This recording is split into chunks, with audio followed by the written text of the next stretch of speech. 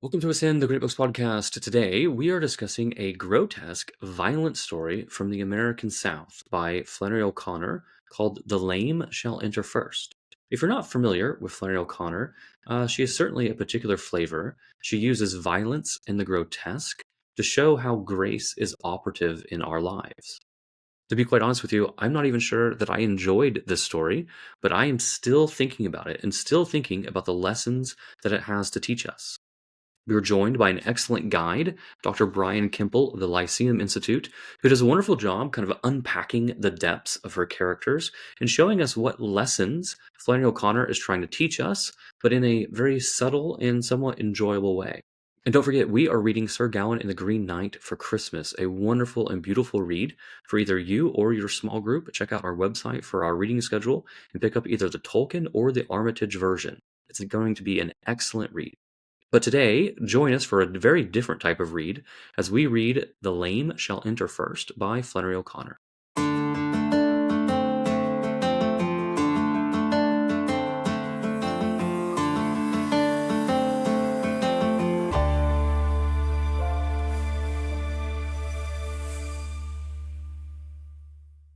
Welcome to Ascend, the Great Books Podcast. My name is Deacon Garlick.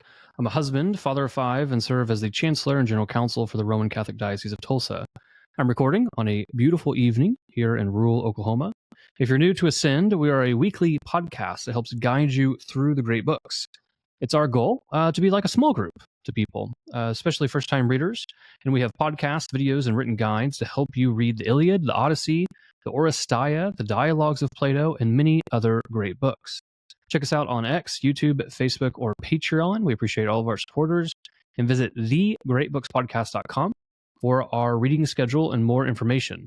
Today, we are taking a break from our study of Plato to read a short story, The Lame Shall Enter First, by Flannery O'Connor, a grotesque gospel tale of pride, hope, and tragedy. Here to guide us through this kind of Southern Gothic story is Dr. Brian Kemple, who serves as the executive director of the Lyceum Institute. He holds a doctorate in philosophy from the University of St. Thomas in Houston. He's published several books, numerous academic articles, and many popular articles. He also runs an excellent account on X. I've certainly benefited from his comments online. Please go follow him and the Lyceum Institute. Dr. Kemple, welcome to the podcast. Thanks for having me. It's great to be here. I'm really excited to talk about some Flannery O'Connor. Yeah, no, it's going to be good. Before we kind of jump into who she is and her backstory and why you had me read this short story, which I have lots of questions about, tell us a little bit about the Lyceum Institute. Yeah, so the Lyceum Institute is it's a little project that I started kind of just as an experiment back in 2019. But before COVID, I got in the door early there to try and do some online education after the academic job market didn't work out for me.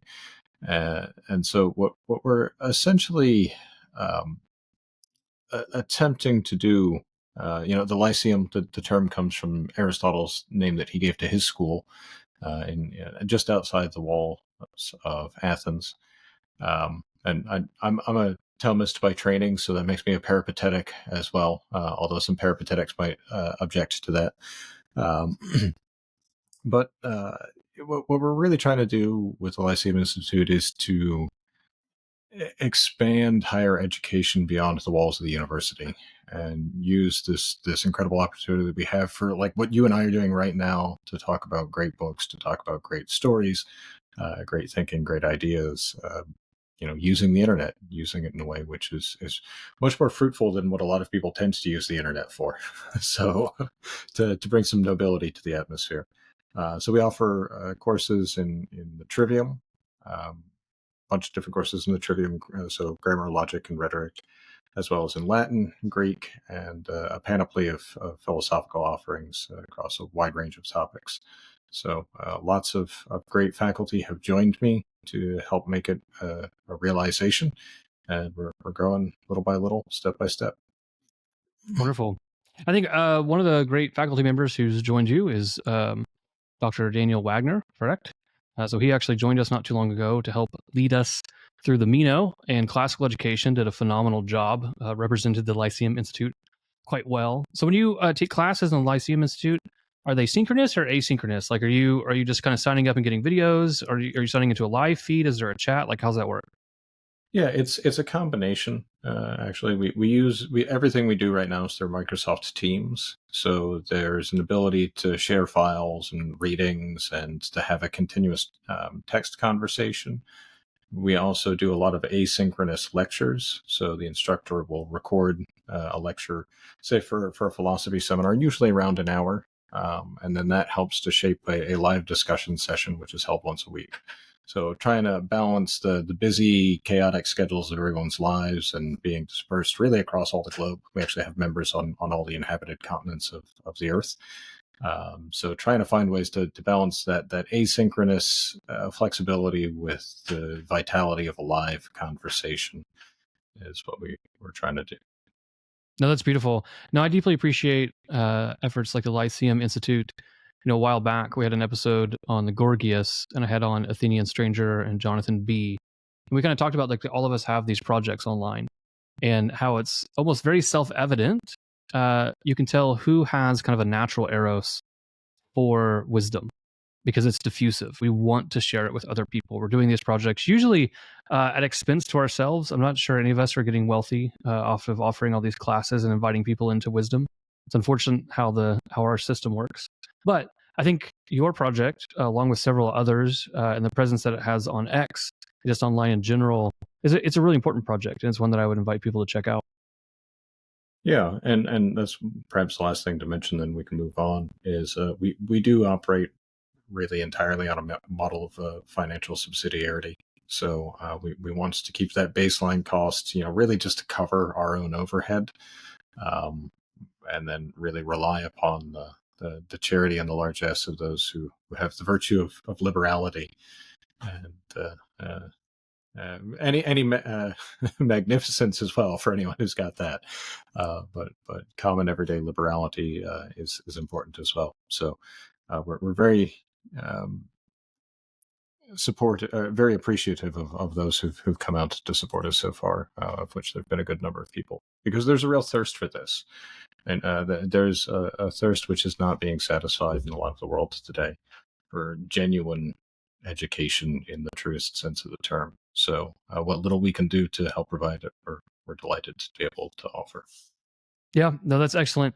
So maybe transitioning from a Thomistic kind of based institute that's pulling from the Wisdom of St. Thomas Aquinas to the Hillbilly Thomist that we have read for this episode, Flannery O'Connor. So let me give like a brief snapshot of who I kind of understand who she is as a person, and maybe you can add to it. So just like brass tacks, right? So Flannery O'Connor was actually born March 25th, 1925. So last year she just celebrated her 100th birthday, and then she died August 3rd in 1964. She was an American writer, essayist, fun word, renowned for her distinctive Southern Gothic style, which we probably need to explore what that means. Born in Savannah, Georgia, she's an only child. I think this is kind of pretty indicative of her character. She was diagnosed with lupus at age 25. So she's coming from this like condition of suffering. It's the same disease that killed her father. So she returned to her family farm in Georgia while she's kind of suffering with this illness. But despite that, she wrote 2 novels and 32 short stories. And actually, a really wonderful collection for those joining us by video is this one, The Complete Stories of Flannery O'Connor. It's a really wonderful collection if you're kind of looking to pick up her works. And so what does she do? She explores the themes of faith, kind of wrapped in a grotesque Southern style. People sometimes are very surprised to find out she's a devout Catholic. She raised peacocks, hence the front of this text. She died at 39. So anything that you would kind of add to that? That's a really quick snapshot of who she is.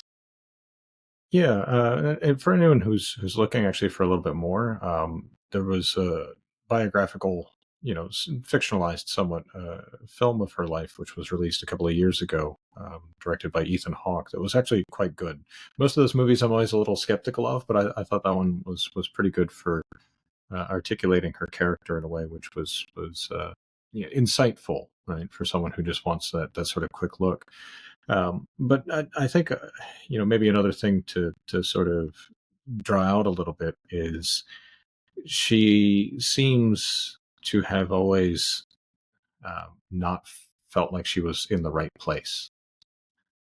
And I think that's an interesting thing to reflect upon, particularly when you read some of her short stories and you read about how there are figures and there are characters in her stories who are out of place. I think that's somehow a reflection of her own character and of how she lived. She was, from what I understand, somewhat embittered, understandably, by having to move back home with lupus, which at that time especially was a really devastating disease to be diagnosed with, to have to suffer. She lived the last 14 years of her life walking around on crutches. She couldn't move from one side of the room to the other without some sort of assistance, whether from her own parent or somebody else. That's a very limiting thing. And Milledgeville, Georgia, where her family farm was it's still not the most exciting place in the world to go, I think. And so I imagine it was maybe even a little bit less exciting back then. So from when she had been, flirting around to New York City for a bit and living in Connecticut and sort of on the scene of a literary world that was a little bit more exciting, perhaps, to have to endure this kind of suffering, not only of the disease, but also the circumstances which changed because of it. And I find, for my own part, that helps to contextualize a little bit better her fiction. It doesn't certainly unveil all the meaning there, but I've always found that to help me read it just a little bit differently. Yeah, no, I think that's very good. Yeah, there seems to be, you see her suffering, you see the rural nature, you see a very kind of deep South Protestant culture all kneaded into her stories. I think a lot of people at times are surprised to find out that she's Catholic, right? Typically, she doesn't have Catholics in her stories. She's writing about the characters, the kind of types that she would see around her, right? This kind of Southern Baptist Protestant, very deep South kind of culture. I mean, in a lot of ways, she's a fish out of water reading St. Thomas's Summa Theologica. This is something very distinct. So can we pivot a little bit though and understand like one of the most like I think dynamic but also distinctive qualities of her writing is the grotesque, particularly like the violent. And I think this turns off a lot of people to her when they first start reading her, particularly if you're coming from like the Catholic side. There's probably some people who read the short story tonight for Ascend and were like, "Why did you have us read this terrible tale?" And so maybe can we give a little bit of defense? Maybe either using the story tonight or maybe just other stories of why does she have the grotesque? Why does she have the violent? Yeah, she has a whole essay. It's not a terribly long essay, but she has an essay specifically on this question, titled "The Grotesque in Southern Fiction." Um, and so I think it's interesting to note that she identifies it in that way, right? It's not just the grotesque in my fiction; it's the grotesque in Southern fiction. So she is, to some extent, I believe, really participating in a tradition, and in a tradition which um, really developed in the early 20th century southeastern United States. There's an interesting discussion on Southern literature in Alan Tate. Alan Tate, who was, I believe, corresponded with Flannery O'Connor quite a bit. He's one of the Southern agrarians. And he has an essay on the Southern mode of the imagination, and sort of how this is identifiable as it's this unique sort of mode of discourse that the southerner partakes in, and it's really something that only developed in that point in time, early 1920s, when the sort of let me contextualize a little bit. I don't want to go too deep into the history of it all here, and probably not good to get too deep into the weeds, but the rhetoric, the writing, the style of the South, particularly antebellum Southern United States, was very Ciceronian. In fact, it was very, high language, very polished prose, very rhetorically polished among those who wrote, which was very much a small minority. You did have much higher rates of illiteracy in general. And so what you see in the 20th century starts to emerge is this unique sort of unlettered people gaining letters, these uncivilized people almost gaining letters, gaining knowledge, gaining knowledge of scripture, gaining knowledge of politics, getting this sort of oblique knowledge of a tradition.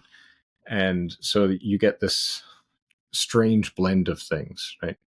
You have deep Southern, uh, I don't know, there's a kind of character of Southern evil, which is actually really hard to characterize.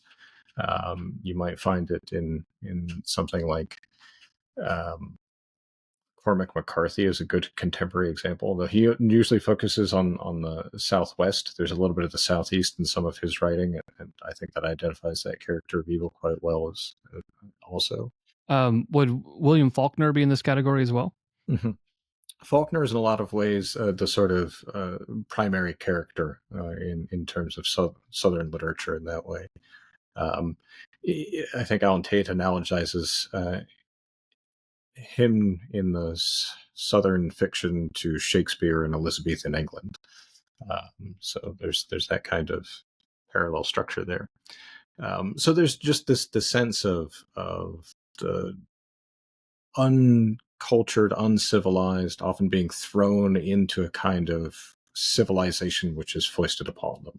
And you see that a lot with a lot of Flannery O'Connor's stories and a lot of her characters. You get the country bumpkin, for instance, who gets brought into the city and just simply doesn't know how to behave and reacts in these strange and violent ways.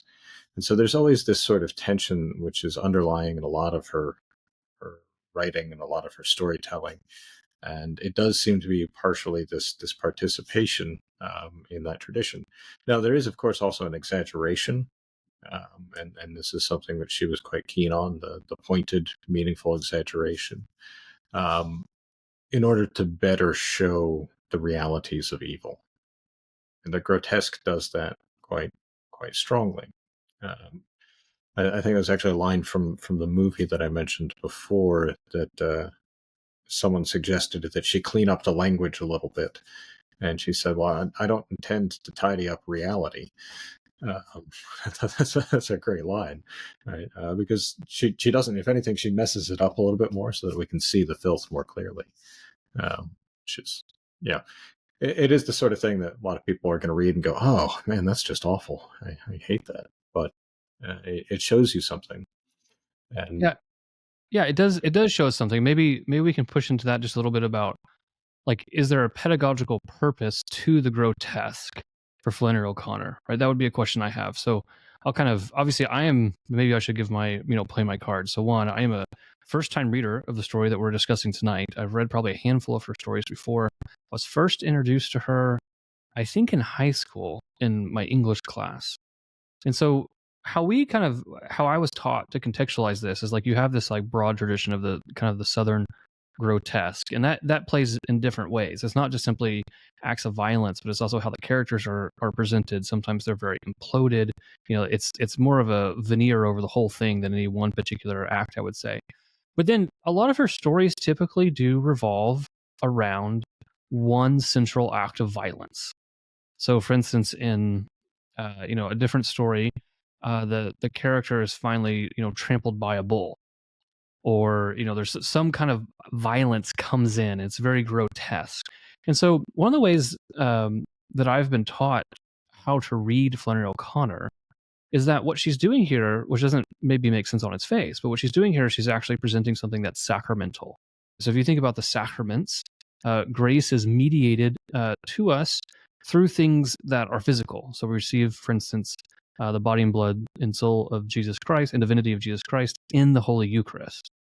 So it's actually something physical that we receive. And so there's a way to read Flannery O'Connor in which this violence that occurs in her stories is supposed to be analogous to something that's like sacramental. It's something physical that comes into our life to bring grace, to cause redemption, right? Because her violence is not without purpose. She's not writing simply to be grotesque. She's not writing simply like some kind of Southern horror or something like this. She's actually presenting violence for a pedagogical purpose to teach us something about the soul, even in a very disordered story. Does that sound about right?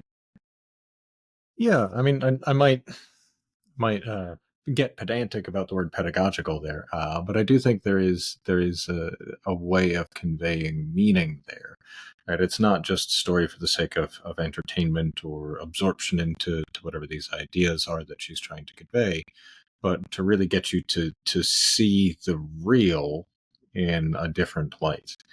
And I think a little bit of, maybe if we broaden this out even wider and ask, why do we read literature at all? What is the purpose of reading literature? Um, I think for a lot of people, it's always been regarded as mere amusement, mere entertainment.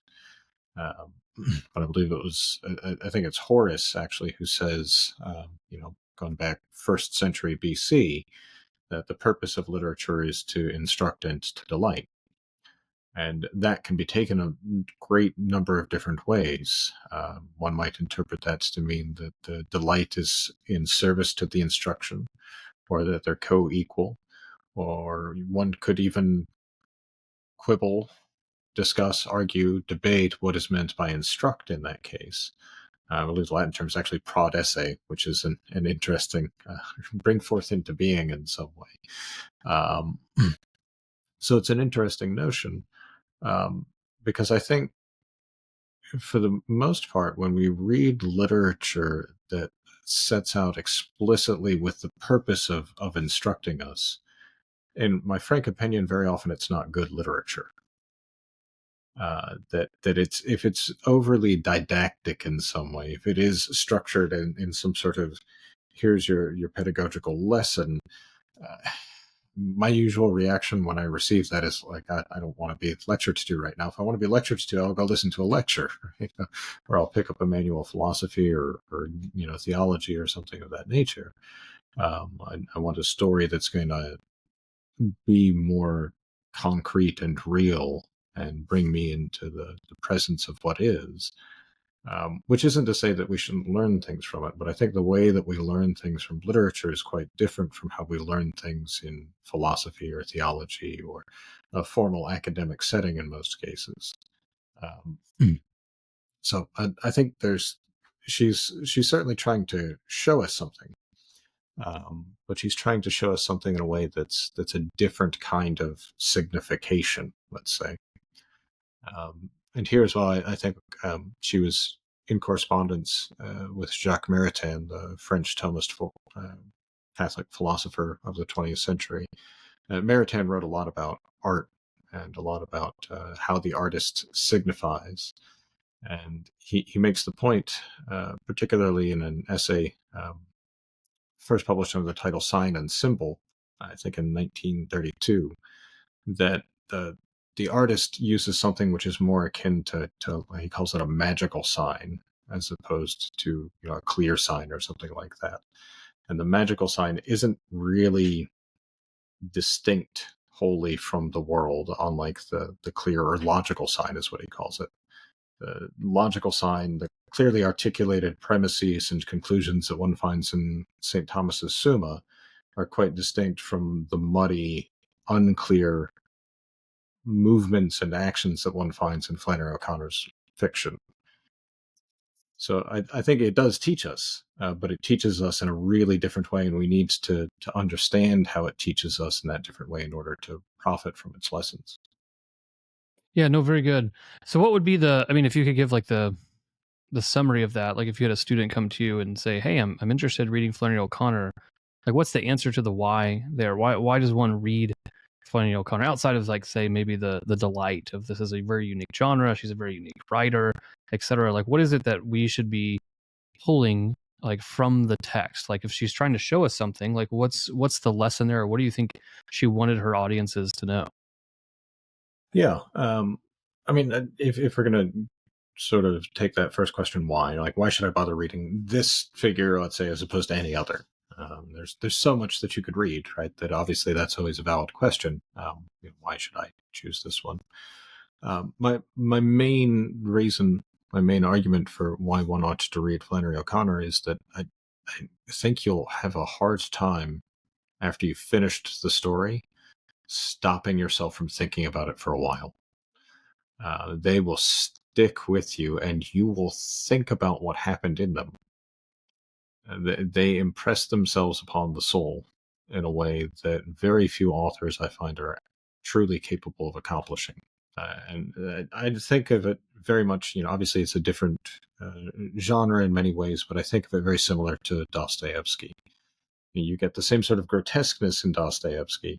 Um, you get the same sort of moments that stick with you. If you've ever read, the Crime and Punishment or the Brothers K, there are moments from those stories that will stick with you probably your whole life.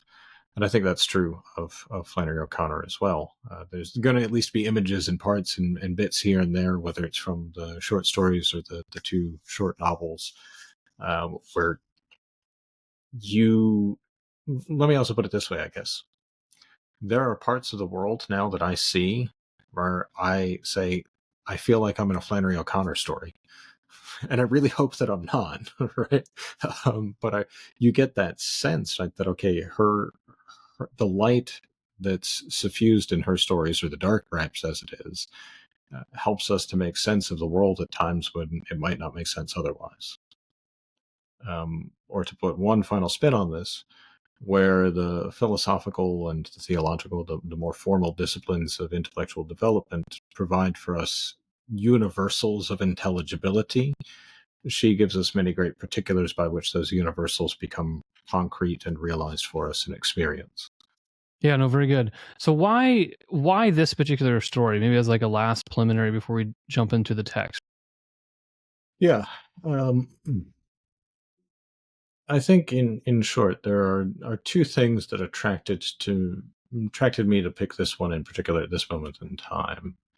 On the one hand, there's the character, about whom we'll have plenty to say momentarily, I suppose, of Shepard, who's I don't know that you can really ever call characters antagonists or protagonists in O'Connor's stories, but he's sort of the central figure around whom the drama unfolds in a lot of ways. And he is, to my mind, one of the saddest characters in all of O'Connor's stories, precisely because he has a false notion of what it means to be reasonable. And I think that's something that needs to be sounded loudly today, when many people do have such a false notion of what it is to be reasonable. I think that's if you go back to sort of the overall purpose of the grotesque and what it helps us to accomplish, I think it helps us to see things to which we've put on blinders, right? It allows us to see outside of this narrow scope that we've perhaps instituted for ourselves. And so I think today a lot of people believe themselves reasonable and believe themselves to be in possession of reason. But he shows that sort of possession of reason is flawed.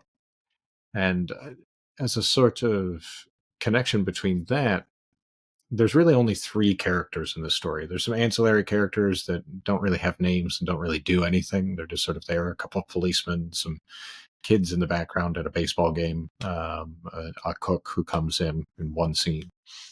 But there's really only three characters, and I think, and perhaps your listeners to Plato, your series on Plato will appreciate this. I think we can identify them as in some way corresponding to fragmented versions of the reasoning part of the soul, the spirited part of the soul, and the desiring part of the soul. So what happens to the soul when we suppress one part of it or various parts of it and overemphasize the others? And what are the consequences of that? How do we undo our humanity in some way? So that's sort of the one main reason. The other one is actually related in some way to the title.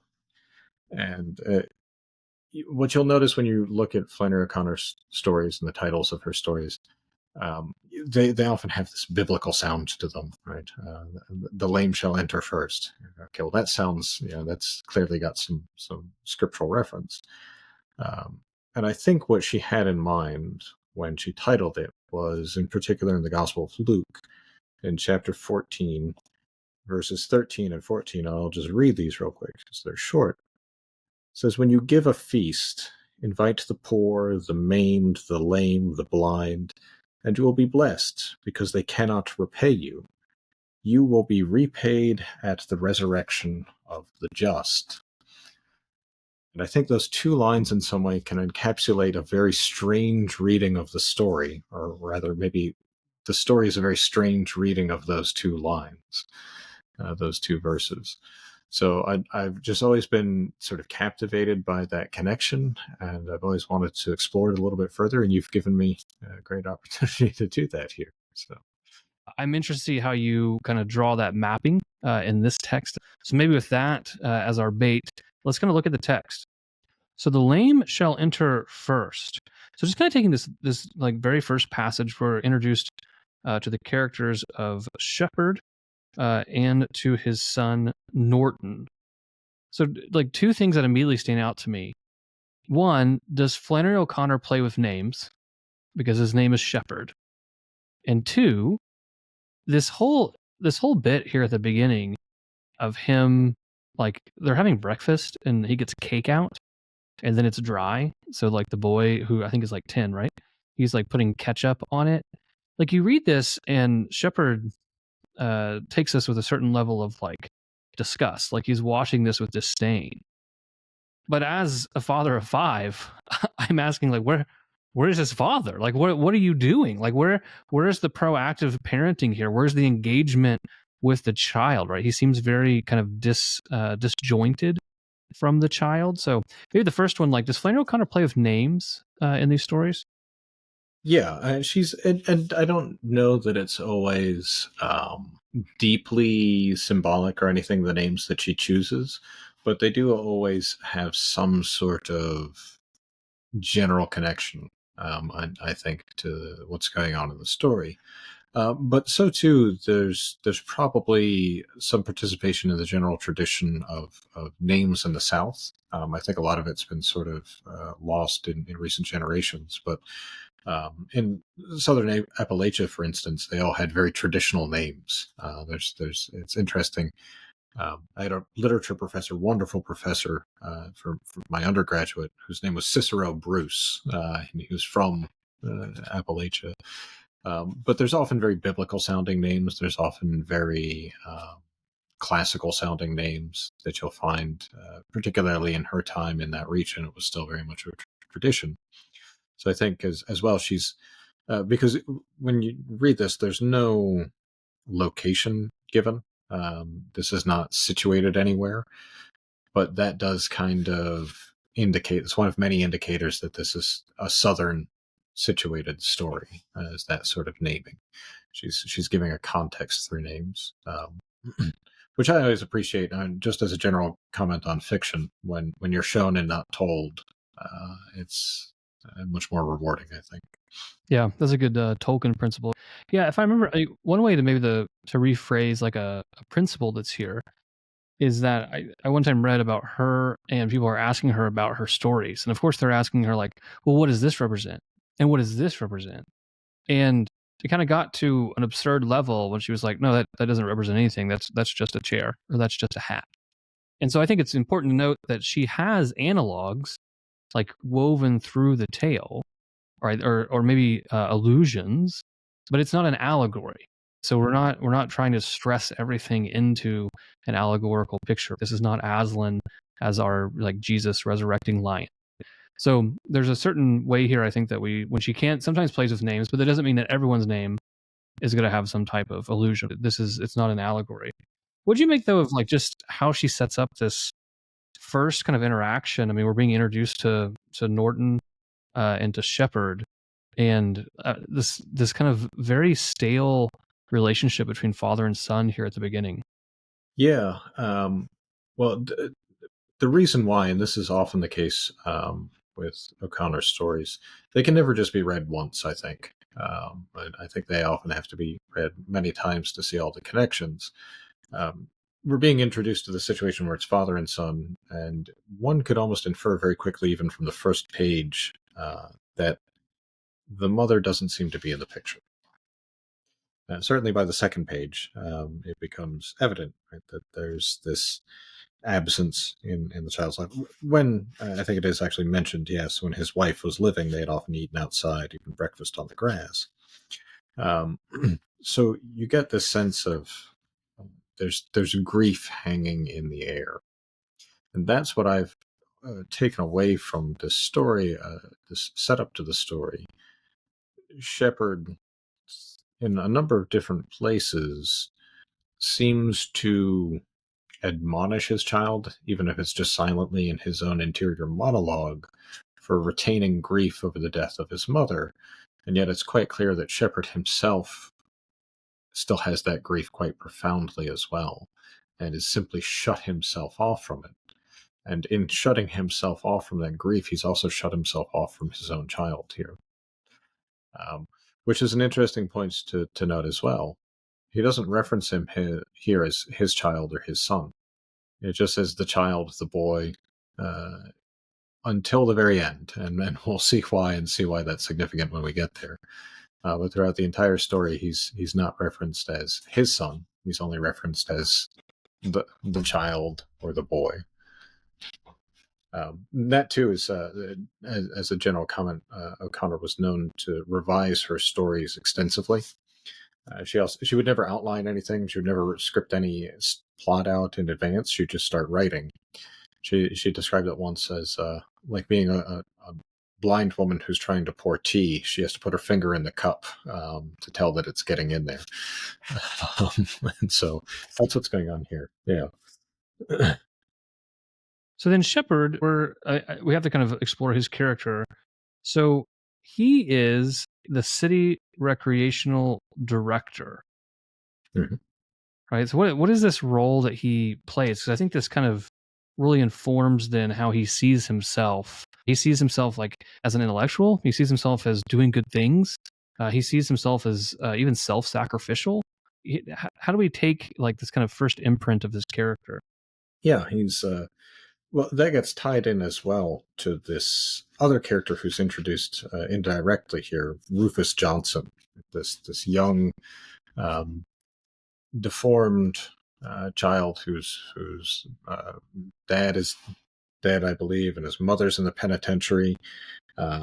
His grandfather beats him, um, and he saw him digging out of the trash, right, to get something to eat, and so he wants to be this guardian, this person who's able to elevate or to lift up this poor young neglected boy, right, of Rufus, who was also, he notes here, the most intelligent boy he had worked with. As in addition to being the city recreational director, that is not a very intellectual job.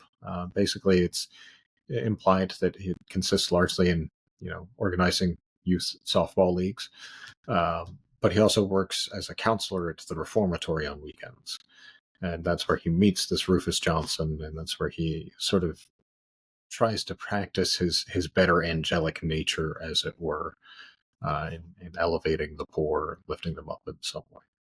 Yeah, I liked what you said earlier that Shepard can like he can kind of see the grief that Norton's showing, but he recontextualizes it. He says in there, he says this was not a normal grief.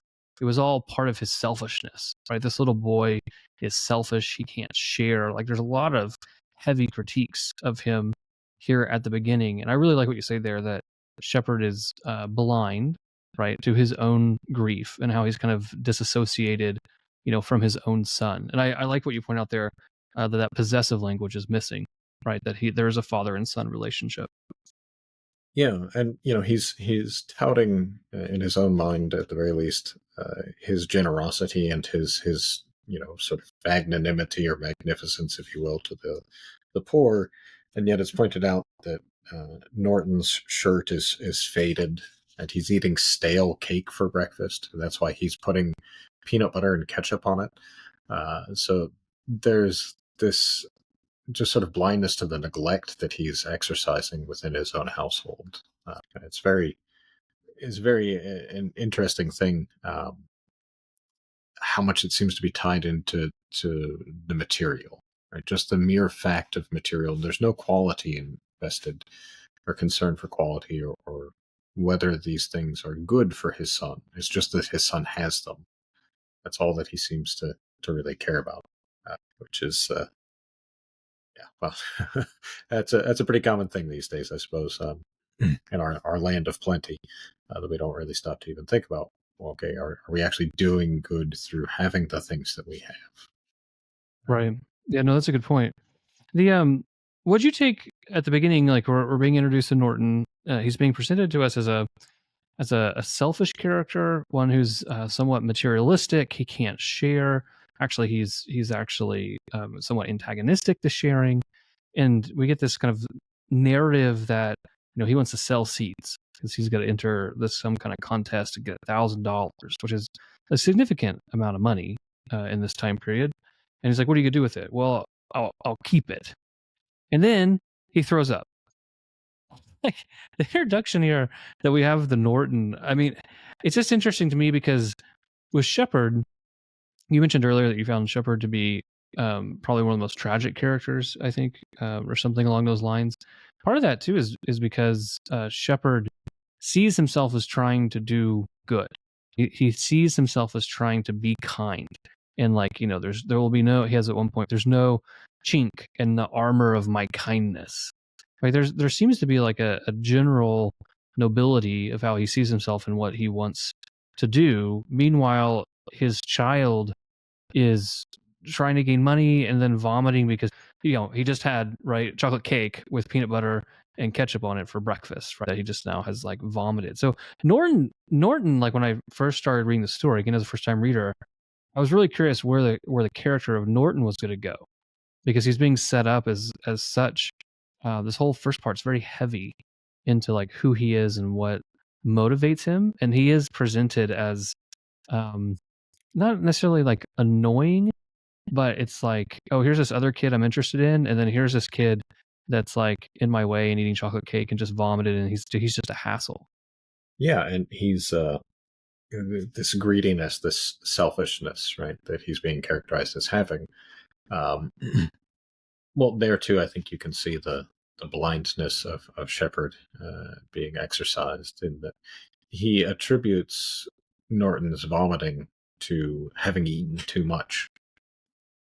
He doesn't question whether it's the fact that he just put ketchup and peanut butter on chocolate cake, which I think would make, I don't know, it'd probably make me throw up if I ate that. So there's this, view of this young child, 10 years old, who's been without his mother for the past year and has probably been suffering neglect for that whole year while his father has been blind to all of these things, or has blinded himself to all of these things. Um, he just wants, right? He just wants something. He wants something that's his. When it's mentioned, Shepard mentions to him that, Rufus's mother is in the state penitentiary. Your mother isn't in the state penitentiary. Norton bursts out into tears because he's like, well, she was in the penitentiary. I could go see her. And just this unfulfilled absence in Norton's life is not at all recognized by Shepard. And so he continues to neglect it. I think it's a wonderful foundation and how O'Connor sets this up, because I think one thing for us to watch is that, as you said, we have these three main characters. Like, what is their maturation arc throughout the story, or how do they develop? And I think it's really interesting because if you read the little Norton here as being very flat and materialistic and having certain desires that I'm not entirely sure he even understands, and he's trying to satiate those, then it's really interesting to compare that to him in the story, that then when he has somewhat of a spiritual awakening and he finds the thing that makes him excited. We skipped it here, but there's like this really kind of grotesque, pitiful description of his face, how it looks, and his eyes listless, and these kind of things, and like his whole demeanor changes later in the story. So I think it's nice to root this now to say that it may be overly critical of how he's being presented here, because then I think we see the contrast.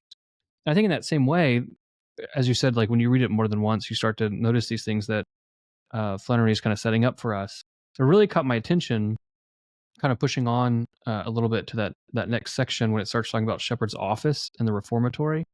He says he had never been inside a confessional, but he thought it must be the same kind of operation he had here, except that he explained he did not absolve.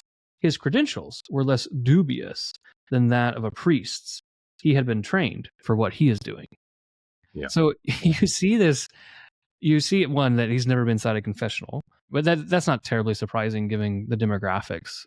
But then when he compares, that's what I felt was really interesting, particularly in reading the story again, where he compares his office, where he reforms these young men to a confessional. And I think, at least as a first-time reader, the thing that started to come out is that Shepard seems to embody some type of like, and you're probably going to get into this about the intellect, but he seems to embody some type of like secular like optimism or like materialism or scientific where things are empirical. They've been flattened, if you will, right? Because he seems to have like a noble intent. But yeah, like you don't need to go to a priest. Like they don't even know what they're doing. Like, you come to my reformatory, right? I can counsel you. I can lead you away from scripture. We'll see that later. We're in the scientific age. We're in the space age. We have all these new things. So it looks like at the beginning here, O'Connor is setting up this contrast between a spiritual reality that Shepard just seems basically not only blind to, but almost antagonistic towards. And then this kind of flat, materialistic side that of which has like kindness and other things that he wants to try and invite, Rufus into. Yeah, this obsession with space is an interesting thing as well. There's a kind of tension there, I believe. This story was, I believe, written in 1962, so you really are in the space age at that time, right? I mean, that's what a lot of the news is about. That's a common thing in the United States. And there's this thought of human beings controlling their own destiny, right? Determining what the future is going to be. And Shepard doesn't seem to think that he himself is going to participate in that. He's a city recreational director, but he wants to see others, right, take on this sort of new faith, as it were. He wants to be an evangelist for the space age, if you will. And so when he's looking through the records of the kids in the reformatory and he comes across Rufus Johnson's file and sees his IQ that's listed as 140, it says he raised his eyes eagerly. Like he's like, oh, here it is. Here's the one, right? Here's the one who can I can convert to this and bring a sort of great prize forward in some way. And that's part of that same parallel. So we kind of see this later as Johnson's character is introduced to us, but that whole like, oh, this kid's special. Like you could do these things because you have this high IQ. When really that capacity of your intellect maybe to outthink or outwit your neighbor is only one facet of your soul and of who you are. So it's just really interesting to me that Shepard, because he seems blind to the moral nature of Rufus's soul. He seems blind to like the holistic understanding of the soul and as a moral agent and as virtue and these kind of things would probably be too religious for him. And he kind of just flattens it again, right? To like, well, you have 140 IQ. Like you can go do whatever you want. You could do all these things. There's no credence given to anything of like the moral life. Yeah, there's nothing other than your intelligence, right? Your ability for knowledge, your ability to apply this. Even and I won't go off on a rant here, as I do it all the time, but just even the notion of the IQ score, right? It's a very sort of strange way of categorizing intelligence when it comes or measuring someone's ability to perform well in a test, and then saying that alone indicates that individual's intelligence, that person's intellectual value. And there is absolutely a way in which Shepard is looking at these two children in terms of their value. At one point, he says that Norton is mediocre, or he's mediocre at best, or something like that. Which, what a lovely thing to say about your own child, right? But he wants to educate this person, right? He says it on the following page that I want to see you make the most of your intelligence. And it's just this idea, and I think this is to go back to the passage in scripture where you see that sort of almost sort of demonic inversion of it in the way that it's being applied here, that he's looking for a reward in Rufus.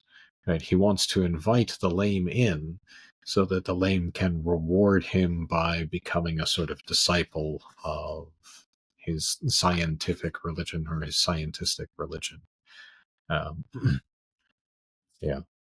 Yeah, I like that because it once again shows that kind of flat empirical nature. Like I have to quantify this thing.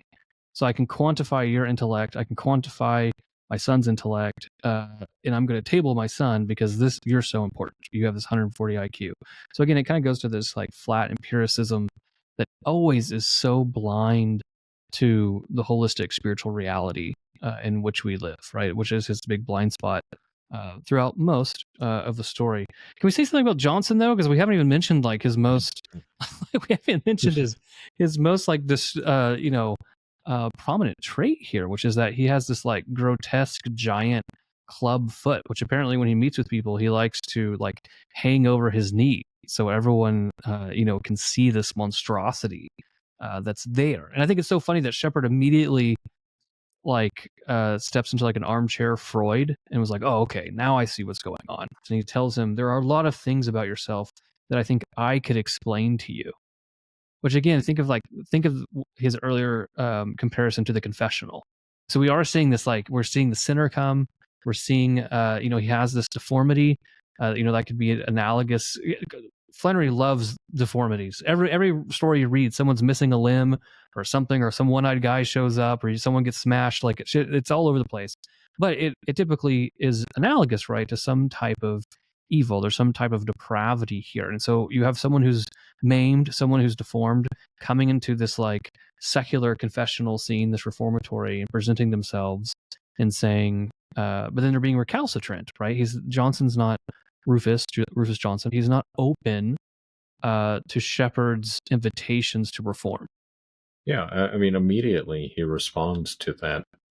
I didn't ask for an explanation, right? Or I ain't asked for no explanation. I already know why I do what I do, and there's no openness to this scientific perspective, right?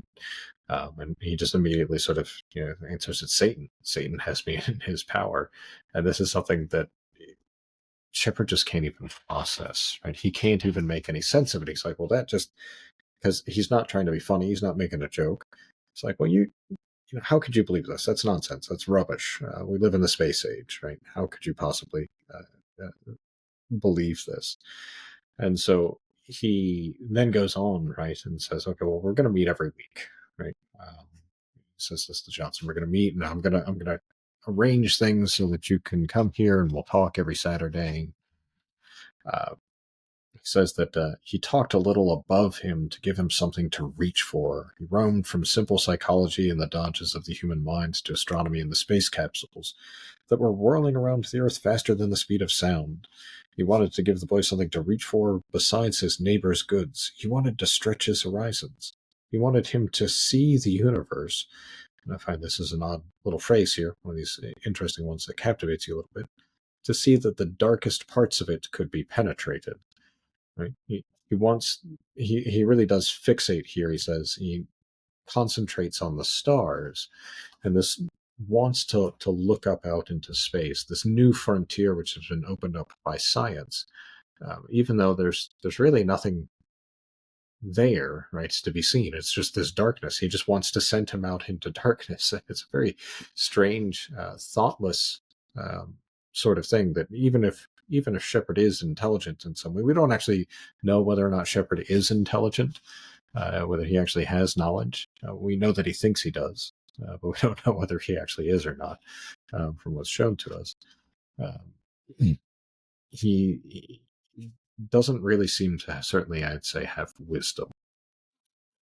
He's reaching for things, he's grasping for things, but there's no sense of why, even, other than this is simply something to do. And there's almost something maybe a little bit, he seems perhaps motivated in a way which is antagonistic to faith, not just neutral to it, but he wants him to go to astronomy because, well, that's you can see that there's nothing up there. There is no heaven up there. The stars are just the stars, and it's this empty, vast darkness. So there's, it's hard to say that definitively, but I think there's something to think about there in that regard. Why why space? Why the stars? Yeah, that's a There's good. an importance for the story, but the character is an interesting question there. Yeah. Oh no. I mean, it does play as we see throughout the whole story. It plays a strong theme. Yeah, I took the darkness again, that kind of like empirical, scientific revolution, space age spirit of like, there's no mystery, right? There's no mystery that's not subject now to empiricism, that can't be put inside a beaker and measured and weighed and etc. There's even the blackness of the universe, can be explored. And I mean, yeah, as we kind of come to the end of that section too, I mean, this is where I think you really understand that something heartbreaking is happening, because he catches himself basically daydreaming about Johnson, this other kid, in direct contrast to his own son. There's a really tragic line in here. He says, "What was wasted on Norton would cause Johnson to flourish." What's so heartbreaking about, I mean, there's many things that are heartbreaking about that, but what's so heartbreaking is that what we're getting set up for here is that then later, Norton does get an interest in a telescope. He does get an interest in space. And I really thought, it's like, oh, this could crack the veneer, right? The father and son have something to come. And he completely ignores Norton. And so you see this like foundation being built up, but it's not captivated. It's not built upon by the father. It's a really heartbreaking scene. But this next scene though is where I was like, oh great, we're already like 5 pages in, and I'm gonna hate this story, because right, what happens? Shepard's away. Norton is at the house. He's 10, and he hears the distinctive click of the key unlock, and we know that Shepard has given Johnson, this wayward child who's apparently eating out of trash cans right now, a key to their own home. So here he comes into the house. Now, you never know what you're going to get with Flannery O'Connor, so this was a lot more tame than what I thought could have happened. I was very concerned, actually, when this scene popped up. But what's he do here? He comes in, he basically acts like he owns the place. He commands Norton to go around and make him a sandwich, and then he has no respect for Norton's mother's things. That we kind of get the hint that after she died, they basically just kind of shut the bedroom door. It basically turned into a little museum. Her hairbrush and stuff is still out. The room actually still smells like perfume. Right, that door has been shut. It hasn't even aired out. And he goes in there just completely without any reverence towards what's sacred. And Norton, I liked Norton in this scene because I felt like Norton finally kind of became a little spirited, right? Kind of like pushed back a bit. But maybe here, 2 questions. One is, what do you take of the scene, which ends in a really kind of bizarre way of him putting on the mother's clothing and dancing, with a girl that's come over to cook food. But like, what is there anything that we need to pull from the scene, particularly? And 2, when are you going to pull back the veil a bit and tell us how the characters start serving as analogs to the Platonic soul? Because I'm very interested about this. Or who should we be watching as they develop? Yeah. Well, first of all, actually, to start with that second point, when we're looking for these analogs, I'd almost even say more metaphors. Specifically, there's an improper proportionality, if you will, between the characters and the parts of the soul, because they are complete human beings, and they're not meant to be allegorical symbols of the parts alone. So they're each complete human beings. But I think we can see that there's this impulsivity in Rufus, in Johnson. He's going to do whatever he feels like doing at that particular moment. He's not one of restraint, right? He's going to act out. He is spirited, and we see this really throughout the story in all the things that he does. Now, there's also a kind of cunning there, a kind of low cunning, which is an often a characteristic in O'Connor's characters. But what is he going to do? He's going to go play with the mother's comb. He's going to tease Norton around. He's going to order him around. He's going to make fun of him.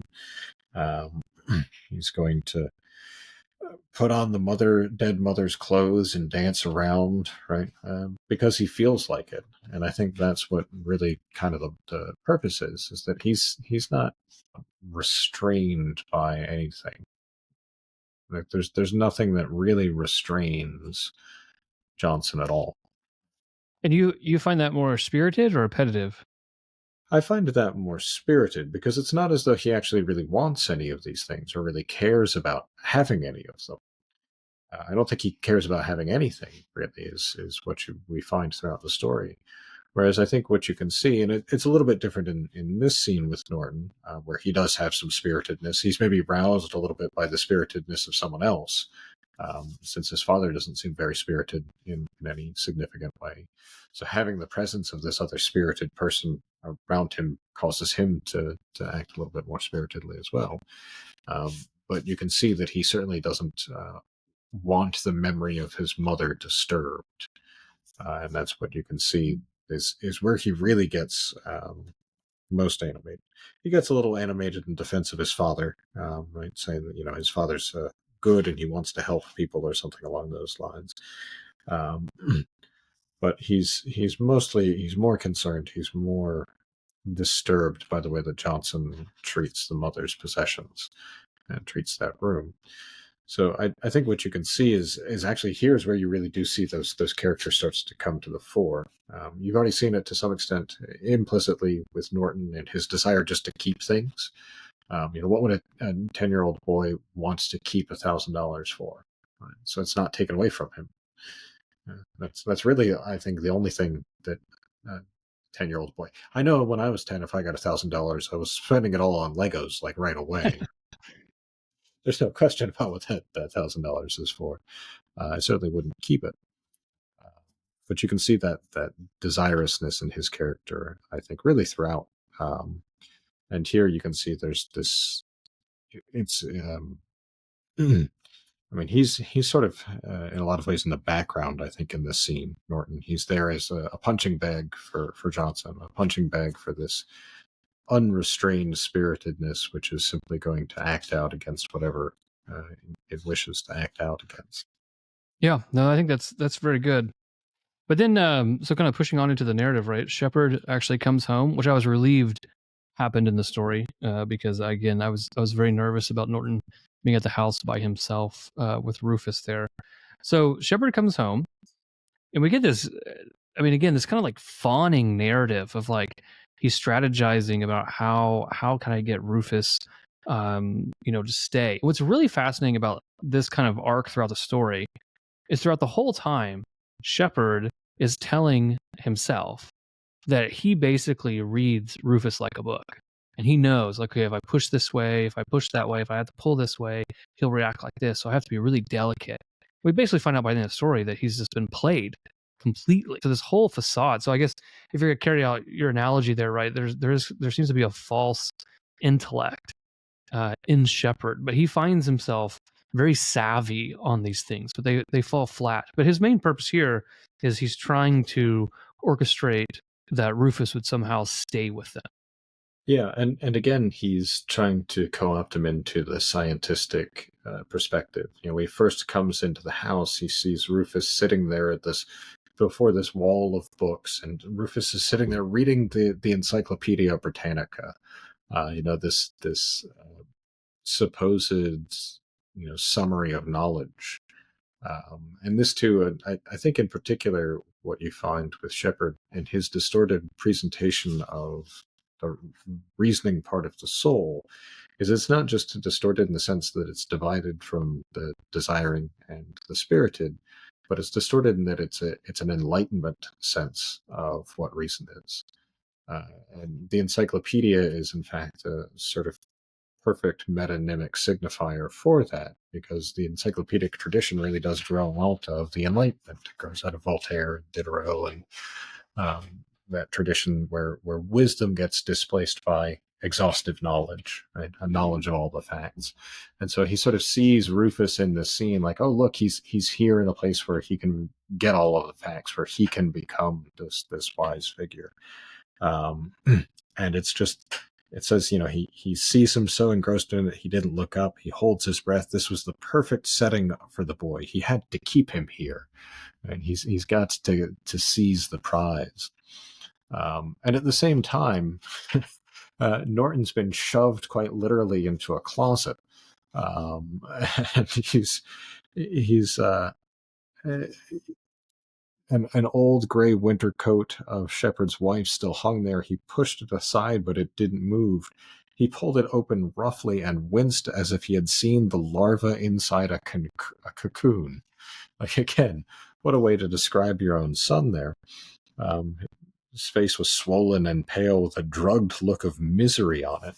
And so you have this just, I mean, this is an almost comic scene because it's sort of so over the top to just picture it. Here it is. This man comes home, this, ragamuffin, quite literally, is sitting there reading a book in one of his chairs while his own son's been shoved in the closet.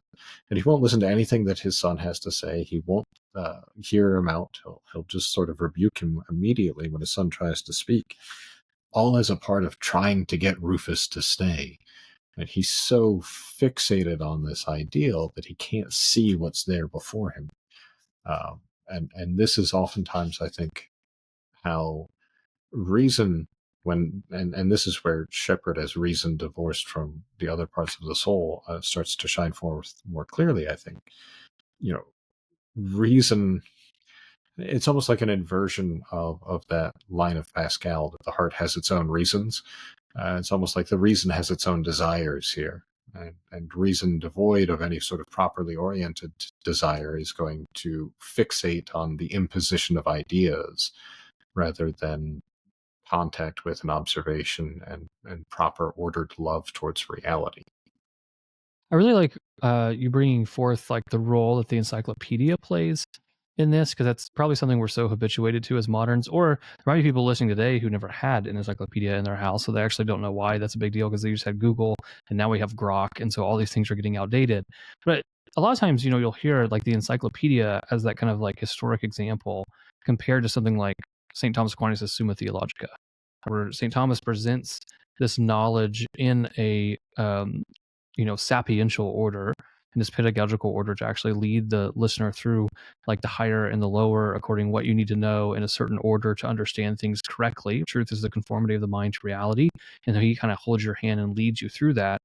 As opposed to the encyclopedia is just everything we know according to an arbitrary principle, the alphabet. And so you just start reading things that start with A. And there's that distinction might not be apparent to us because we're so habituated to the latter, to the modern side. But we do. I take that from your meaning of why I liked your phrase. We have replaced wisdom, which is really usually a knowledge of the whole. Right? We understand how the parts come together. There's a knowing of an order with I think you said like an exhaustive knowledge. Like I just know lots of stuff. Right? It's the same spirit there might be. I know I'm smarter than the scholars in the medieval age because I have an iPhone. Right, I can Google things. I can pump things into Grok, and therefore I'm smarter because I have more access to knowledge. Yeah, and it's interesting. I grew up with an encyclopedia in the house, and I would pick it up off the shelf, random volume here or there, or when I was doing research.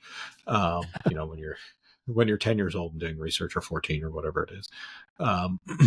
And I've always found it interesting to reflect upon the fact that it would do its job in trying to say you come across something which is controversial or where there are different interpretations. It would lay out what the different interpretations are. If it happens to be a matter of scientific consensus or something like that, they'll go with the consensus as authoritative. But there's no real argumentation that can be found in an encyclopedia. There's no demonstration. There's no explanation why. There's no connection to the real causes of things. There's simply this exhaustion of fact, this exhaustion of even opinion, but without any sort of faculty of judgment being exercised. And there's perhaps an ironic comment there on Shepherd's character as well, who seems to lack any sort of sense of judgment also, although perhaps in a more directly practical way, or pragmatic way. Yeah, no, I like that. I like that parallel. I like that parallel a lot. Yeah, so as we've mentioned, kind of pushing into the narrative, so he sets up a telescope in the house, and we're going to do this. And again, I found this to be a really tragic scene as the story kind of develops. As I think you alluded to earlier, in the margins of mine, I'm like, why a telescope? Why the stars? I'm writing these things out. And obviously, on the empirical side, the flat side, I think the space age, things like that. But it's always, every time I see stars, though, right? We just read Dante's Inferno for Lent, and all of his volumes, all his songs, if you will, of the comedy end with the stars. This is where wonder begins. This is where the soul's being called up. So it's interesting to me, and I don't want to read like too much into the story. It's interesting to me that Flannery uses a symbol that simultaneously has a very like space age scientism, empirical, loaded meaning to it, that we're actually the masters of the universe. But for the ancients, this was the symbol that actually started wonder in the soul. To look up at the stars and start to think about them was really, in a lot of ways, the beginning of philosophy. And I think she might really be playing off this here, but because of how it ends up.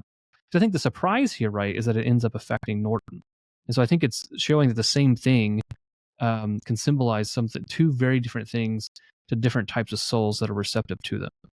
Yeah. I mean, we could go off the significance of the stars and the visibility of the stars.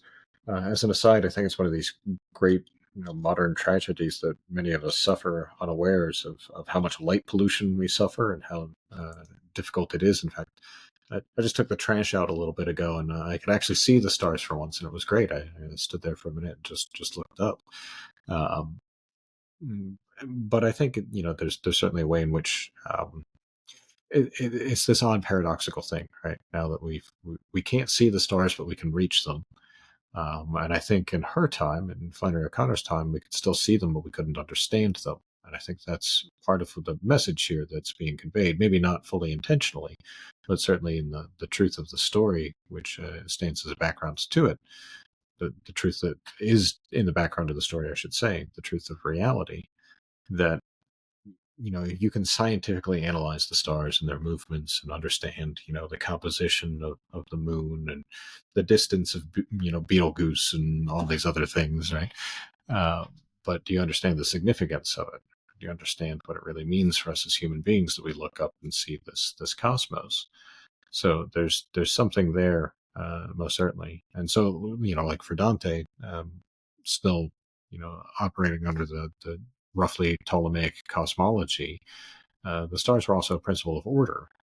Right, really, the principle of terrestrial order was the motions of the heavens, and so there's something there as well. The loss that Shepherd doesn't even realize he's suffered, which is perhaps an emerging theme in thinking about the character of Shepherd is his blindness to himself, right? His blindness to not knowing what he doesn't have. Yeah, no, well said. Yeah, it's one of the joys of moving out to rural Oklahoma was being able to actually walk outside with your kids and actually see the constellations. It's amazing. But here, what's really interesting is that this is also the scene, kind of taking all the stuff about the stars in mind, that starts to plant the seeds in Norton, right? So Johnson starts to share a few things with him. So he says, like, nobody's given any, hell comes up. And so, Shepard's like, oh, no one's ever given any reliable evidence for hell. Again, that empirical, scientific kind of view.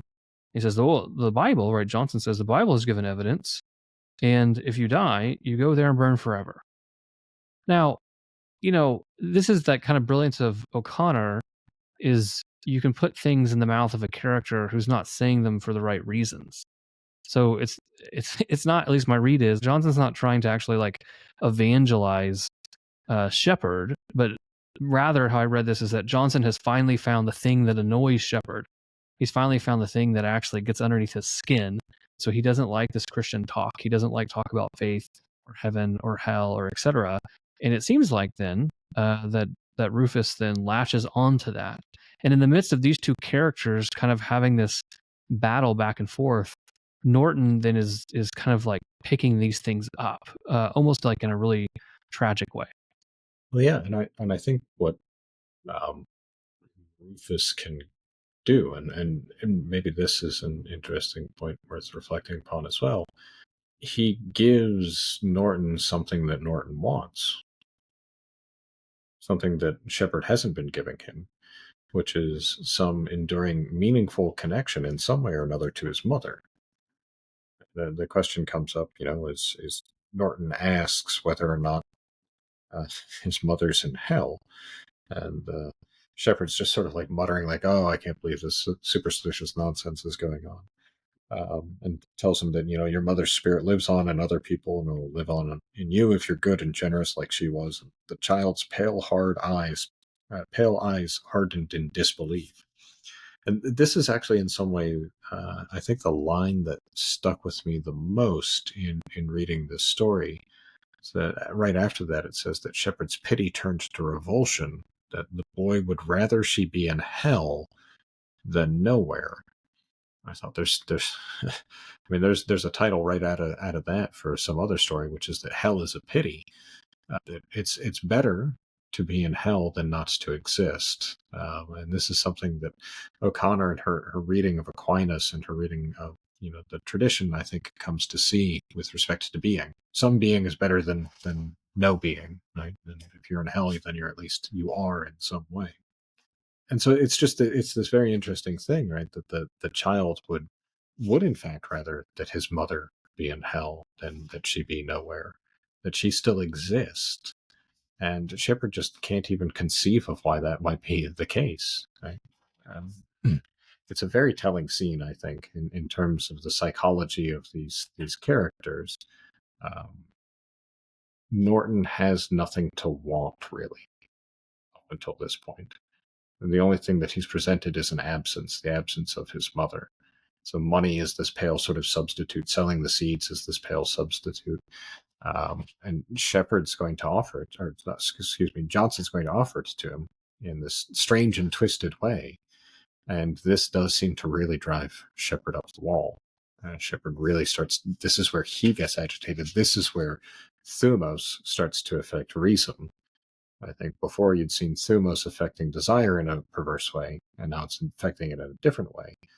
Now Thumos is affecting reason and twisting reason around its own agitations, if you will. Yeah, I think it's a really beautiful scene for Norton. The little boy that was eating the dry chocolate cake that seemed very materialistic and selfish, almost here has a spiritual awakening. There's a longing in his soul, and you're right. He's been offered a path to that, something he doesn't quite understand, but there's something new here. There's a thickness that comes into Norton's imagination here that he previously did not know about. Right? He was like from his father, very flat, very materialistic, etc. And there is a certain thickening agent that comes in when that spiritual reality comes in, that there are more things than you're actually aware of. Yeah, he has a kind of vitality. He's not just being pushed around any longer, but he has a kind of agency which he seems to start to exercise. He starts to do things in some way after this, other than just the sort of listless. When he's described as collecting the ingredients for his breakfast at the very beginning, right? He's described as sort of wandering from cabinet to cabinet. He's lost and has no direction. And here there's a kind of clarity which starts to emerge for him, a kind of goal, as something towards which he can act, which he was previously lacking.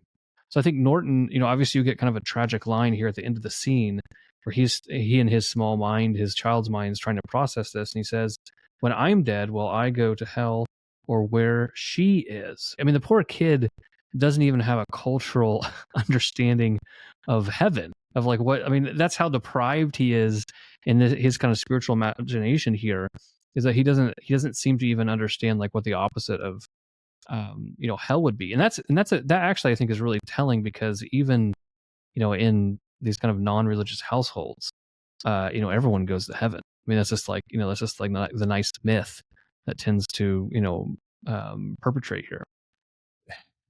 It's a strange thing to reflect heaven being so alien to the child that he's just never even heard of it. And I hadn't picked up on that before. That's interesting. So the next scene we get where they're walking and they're going to the Little League game. Mm-hmm. And so this was interesting to me. So now the problem is that Shepard, this whole conversation's happened. Johnson has seen that this is an irritation to Shepard. And so of course now, like, Johnson has spent basically the whole day filling, Norton's head full of, this kind of Christian imagination, which obviously he kind of means as an indirect evil against Shepard, but it's serving some type of good, maybe arguably, for Norton, as he's kind of understanding these things and his soul is reacting to these kind of thicker spiritual realities. I thought it was interesting. So I guess like the Little League, it did strike me as curious that like they're not in the Little League. Like Norton's not in the Little League. This seems to be maybe another example of Shepard going off and doing other good things for other people while his son is neglected, right? So like his son's not on the team, his son's not playing, he's off organizing games and doing these things. Meanwhile, Norton has been left into the care of Johnson. I don't know. I found it to be another kind of just strange scene. Yeah, it's a fairly short scene, right? I mean, it doesn't last real long before they move on. But it is this sort of, and this is often something you find in O'Connor stories, right, where there's communication that happens off stage, as it were. Right? We don't know what Johnson's telling Norton. We know we can infer from the end of the story some of the things that he might have been telling him, but we don't really know what's happening.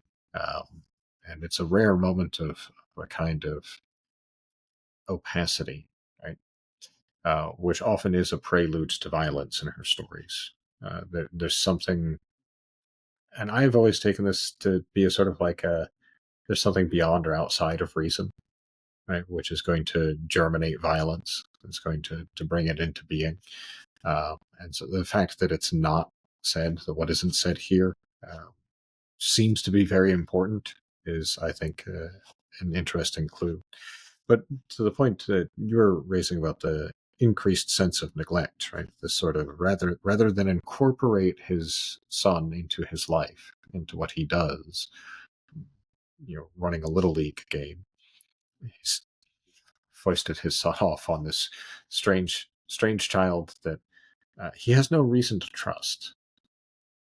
He trusts in him only because of his IQ. What a strange reason to trust in someone, it seems. Yeah. Yeah, I mean, Norton just seems to be completely expendable. Like his good is not thought of. He can be entrusted to the care of this delinquent. Again, we've already seen this. He gave the key to Johnson to come home whenever he wants to, even when Norton was there. All kinds of terrible things could have happened. So, yeah, again, Norton just kind of gets pushed to the side. But there is this interesting thing that's happening in him. And I think, as I mentioned earlier, this is the scene in which you really feel like something has tragically gone wrong, or how much Shepard's neglect of Norton is very palpable. Because what ends up happening, right, is that Norton's just staring at this telescope. Norton is now absolutely enamored with this whole idea of the stars and the telescope, and he's kind of muddled it in his head with the spiritual realities and heaven. And Norton shows interest in this, and Shepard just walks away. And that was a tragic scene. It's a scene that, like, you just realize how far gone Shepard is in being divorced, from his paternal duties and the love that he should have towards his son. That even this thing that he tried to get them to get interest in, if it's Norton that has interest, then it has no interest for Shepard. It's again, it's tragic insofar as you just see the degree by which Shepard actually has separated himself from his own son. Yeah, and to just immediately turn away and to just immediately say, "Oh, where's Rufus?" And Norton says he was fed up looking at stars, so he said he was going somewhere. And Shepard says, "I see," glumly, and walks away. Right? And he's worried that he's been too lenient with this strange boy that he's let into his home, too concerned with getting the boy to like him, and not at all concerned with how his own son is thinking of him or not thinking of him, what his son's doing, what his son has been up to, what has been done to his son in his absence and his neglect of him. All of these things are completely absent from his own mind.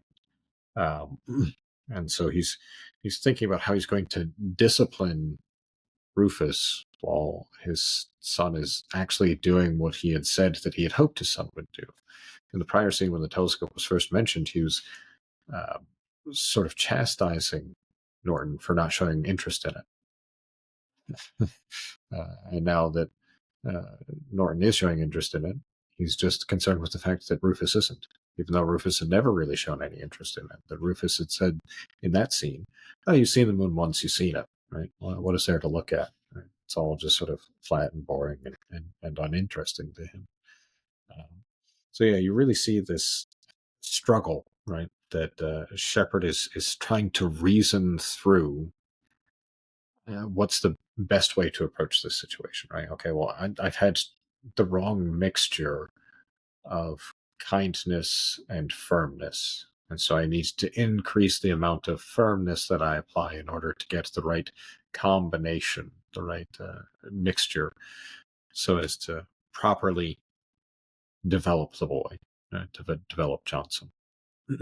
Yeah, I will say that the scene in which Norton is just staring at the telescope, all of my alarm bells went off, because one of the stories that Flannery O'Connor wrote that really lives rent free in my head, and at certain points I wish it didn't, was The River. And The River, I won't give away the ending, but The River has a similarity to this story insofar as it's also about a little boy who misunderstands spiritual realities, and that leads them basically into self-violence. And this is the part of the story I really started to get worried, because The River, I mean, it's a gut-wrenching story. And I will say that my sensitivity to O'Connor has grown tremendously since becoming a father.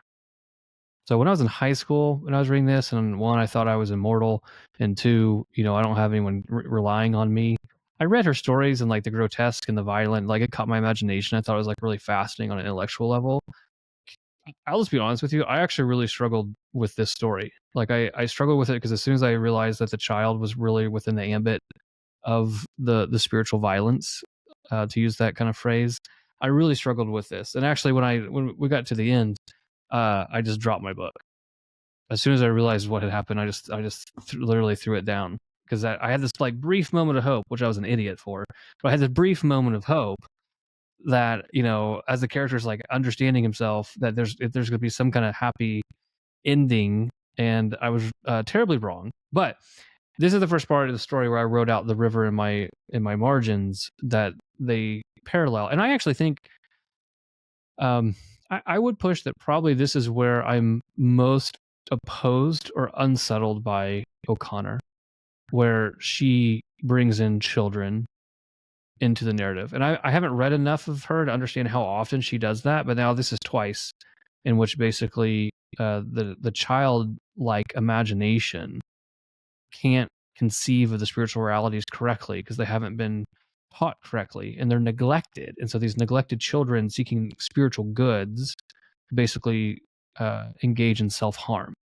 And that is I understand like the pedagogy of that, but that is a hard narrative and imagery to try and sell, to have some type of like spiritual good or purpose. Does that make sense? I mean, it's probably her, like, if you have the old lady, like, there's several things where you have like these old ladies that are just rude to everyone the whole story, or like, these Parker's Back is another one where it's like these guys, like, they get their comeuppance at the end. You're like, yeah, great, awesome, that was wonderful. The kids, like, I don't know, it's hard for me to follow. Yeah, no, I mean it is hard. It's brutal. I mean, it hits you in a way that you're like, it just doesn't seem. It doesn't seem just. I think is where we perhaps want to object to it. Um, but I think there's 2 points I would make in O'Connor's favor here, and one is that point that I quoted earlier, that I prefer not to tidy up reality. And the sad reality is, this is the sort of thing that happens. Children do misunderstand spiritual realities if they are left with no guidance, and quite easily. When you have no good, clear teaching of what is, and you start hearing about issues of a spiritual nature, the likelihood of your misunderstanding them is quite high. You're going to conflate the spiritual and the corporeal, and in that lies a great possibility for the tragic. Um, I think the other part of it, and this is where again perhaps you see, to go back to that scriptural passage, right, and to think about the final things. There's always an eschatological element in all of O'Connor's writing. Um, there's very much the sense of the transitoriness of this world and the finality of the next. And so that second verse in the scripture passage of "you will be repaid at the resurrection of the just," I think that's where her mind is always going. That as unjust as the moments here and now may seem to be to us, to see the innocent suffer, and particularly to see the innocent suffer in any way by their own hand or by their own misunderstanding or by their own fault, to really experience a kind of tragedy in that sense, that where something avoidable they have failed to avoid by their own errors in some way or another. That's an injustice that receives no compensation, let's say, in the Greek tragedies.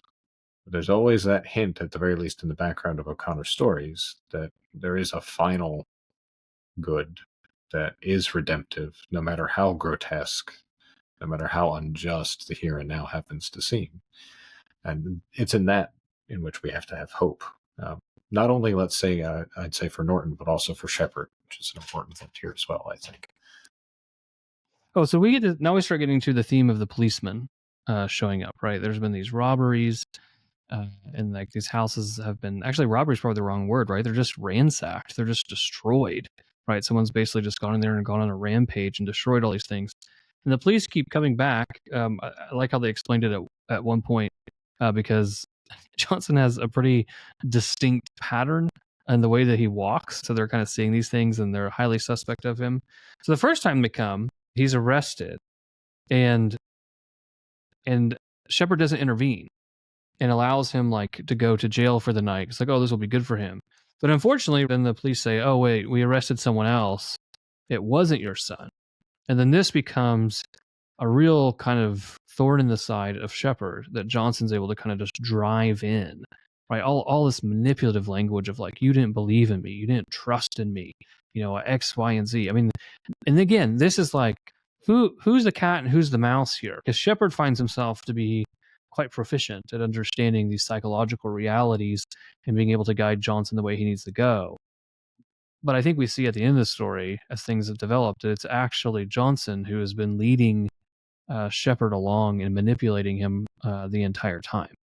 Yeah, there's a few lines here and there where he almost sort of conspires with Johnson.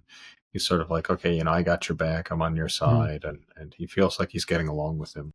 But yeah, he's just getting played, just being used in some way or another. And not even really used, because again, it doesn't seem that Johnson actually cares about whether or not he goes to jail. He really just cares about needling Shepard over it, making him feel bad for not believing in him and abandoning him. Well, Johnson seems to have this thing, right, where he doesn't actually want help from anybody, and so he seems to then prove that to himself by throwing these goods back in the face, or showing that I can kind of destroy my own benefactor. I'm willing to burn it all down. I don't owe you anything. He has this just kind of, I mean, at times very demonic understanding that when he should be prompted towards gratitude, then how he responds is either with violence or manipulation or something else that kind of destroy whatever it is that precipitated that feeling of gratitude in him. Yeah, like there's the scene with the shoe where Shepard's trying to give him a new, better fitted shoe to fix his club foot and make it easier for him to walk around, and he just rejects it. He wants nothing to do with it. Twice he rejects the shoe and decides he doesn't want anything to do with it. Yeah, he's crass to everyone, right, who tries to help him in any way, because all he wants to do is sort of burn it down. He just wants to break windows, break into things. Again, he doesn't want anything. He's not acquisitive. He doesn't care about the things that he has. Even when it goes back to in an earlier scene where Norton says something to the effect of, when Johnson first comes to the house, of he saw you eating out of garbage cans. He's like, well, I eat out of garbage cans because I want to eat out of garbage cans, right? It's not that he thinks that he needs to, or at least that's how he's portraying himself. He's saying he just does whatever he feels like doing, whenever he feels like doing it. Even before the because remember the shoe's not ready, and then they go to the second fitting of the shoe, and then that's where he kind of throws it back in his face, and that's actually where Shepard starts to get quite angry. Before that, though, you have the second police episode, and this is the one that again is just brutal, because then Shepard holds by Johnson, and he goes and talks to him like a father would go talk to a son to a certain degree, right? Goes to his room, sits down with him, talks with him. Johnson, I think, is manipulating him, and then Johnson gives this like kind of indirect thank you. He says, "You don't want to steal and mash up things when you've got everything you already want." And that's like his kind of indirect way of saying like, "Oh, I'm actually thankful to be here," assuming that you see any kind of sincerity in that. And Shepard responds, I mean, this whole thing is over the top. Again, you mentioned earlier, Flannery can have very human characters, but they're exaggerated to a certain degree. So it's like, "Oh, I understand. Good night, son." He calls him his son, and then he walks down the hallway to his own little boy. His little boy sees him. They catch eyes together, but then he's too afraid to go talk to Norton because he thinks that Johnson might think that he is, checking out his alibi. And so he just pretends he doesn't see Norton, walks on. And there's this, he says, "The child sat for some time looking at the spot where his father had stood." And finally, his gaze became aimless, and he lay back down. So this whole scene, this is where, first of all, I think there's a kind of a little of a perhaps like Christological allusion in the police coming 3 different times to the house. It's not, again, allegorical. It's not direct, but there's something about that he's okay. Do I defend Johnson, or do I deny him? So there's a little bit of another weird inversion there, I think. But these lines in particular, I think I actually have the word son underlined 4 times there, because there it is. He's not referred once in the story up to this point to his own son as his son, his child. There's no possessive pronoun used, and yet here he is explicitly calling this other boy his son. All because he's really, I think, misunderstood him. You don't want to steal and smash up things when you've got everything you want already. Again, I don't think Johnson wants anything. So when he says you've got everything you want already, he really just means, I just want to keep messing with you, and that's really all I want. And yet here's Shepard, this poor fool, who wants to have this. At this point, I find it kind of strange that he doesn't even seem to care about Johnson's intelligence or his IQ or his potential. He just wants to be liked by him. He just wants to be brought into his trust and his confidence. That's as you talk about sort of the maturation. You might even talk about the dematuration, or the degradation of the character of Shepard up to this point. He's being broken down by Johnson throughout the story. Well, that's a really good segue, because after the shoe fitting incident, where he kind of throws the shoe back at him and says, I'm not taking this gift, then you think that's going to start causing cracks in the veneer a bit, but then we get a police episode again. And so here is Shepard's chance to really stand by Johnson and say, no, it really can't be him. And then this is where you kind of get the twist. So Johnson finally comes out and tells him, like, "Man, you're not a bad liar yourself." Shepard's like, "Wait, what are you talking about?"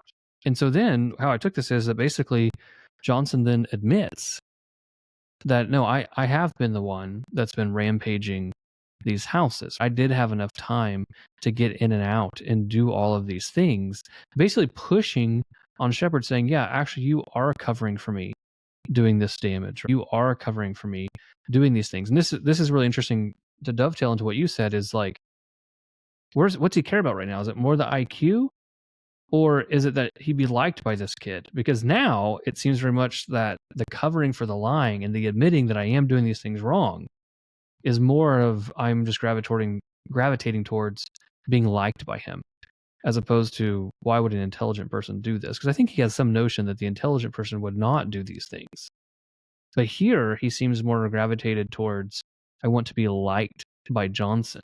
And probably one of the most fascinating lines in this is how this ends, where Johnson then, after admitting that he's been the one rampaging in these homes, he then says to Shepard, he says, "Save yourself," he hissed. "No one can save me but Jesus." And Shepard laughed curtly. "You don't deceive me," he said. "I flushed that out of your head in the reformatory. I saved you from that, at least." There's a lot going on there, but one, that we see that Shepard is the one that snuffed out maybe whatever kind of religious inkling was in Johnson when he was in the reformatory. Again, that really interesting comparison between his reformatory office and the confessional. Now it's like an anti-confessional, right? This kind of secular optimism, kindness is actually serving to snuff out that kind of religious inclination, right, in this young man. But two, what do you take though about? I think this becomes more of a prominent theme towards the end. But here we're seeing the truth. Only Jesus saves. A religious concept is being mediated by the villainous character. And is it better? How do I phrase this?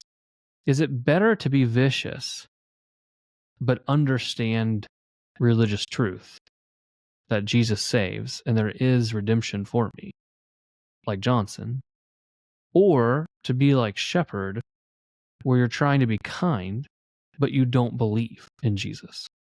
Yeah. I mean, on that point, I think you're actually echoing in some ways a line that Johnson utters himself early on in the first scene when he enters the house, where after Norton protests that his father's good and he tries to help people, Johnson replies, I don't care if he's good or bad, he ain't right.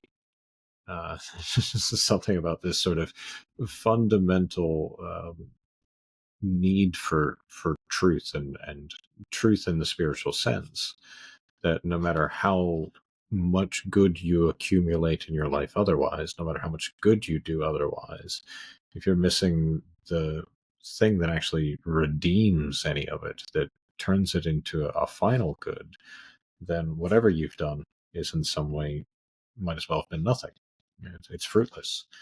And so you see this this turn even that happens in this scene in particular with respect to the police come and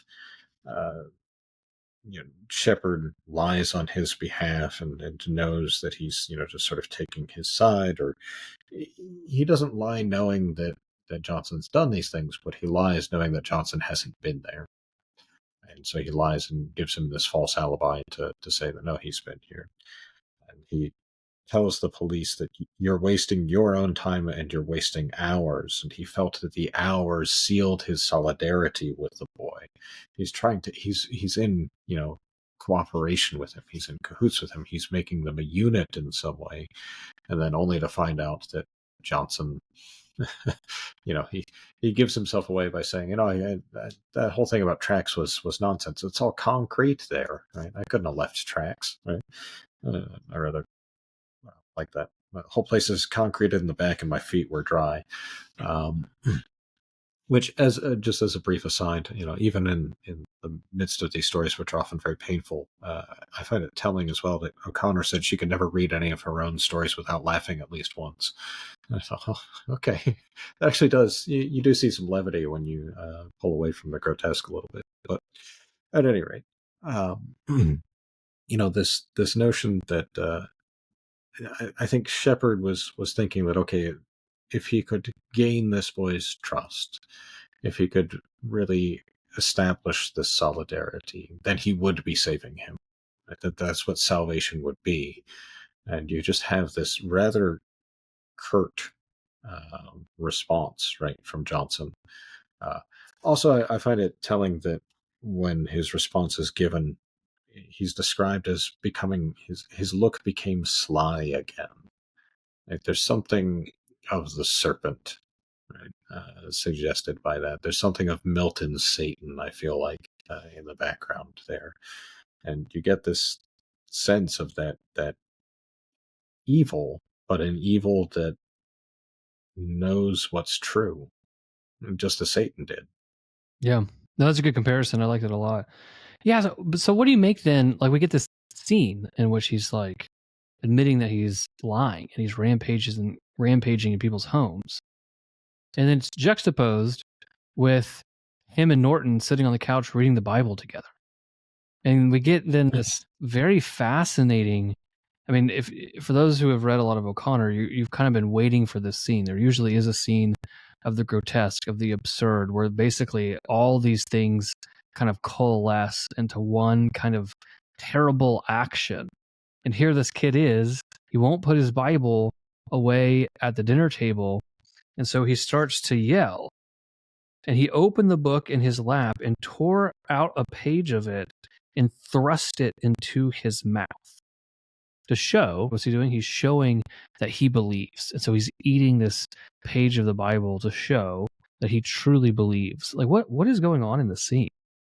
Yeah, I think this is one of those scenes in O'Connor where the almost absurd over exaggeration is used to really hammer something home. I mean, it's a evocative scene, right? It's one that I found myself sitting there reading and like imagining it very vividly, right? Seeing this kid with this, he's described as having like burning eyes, right?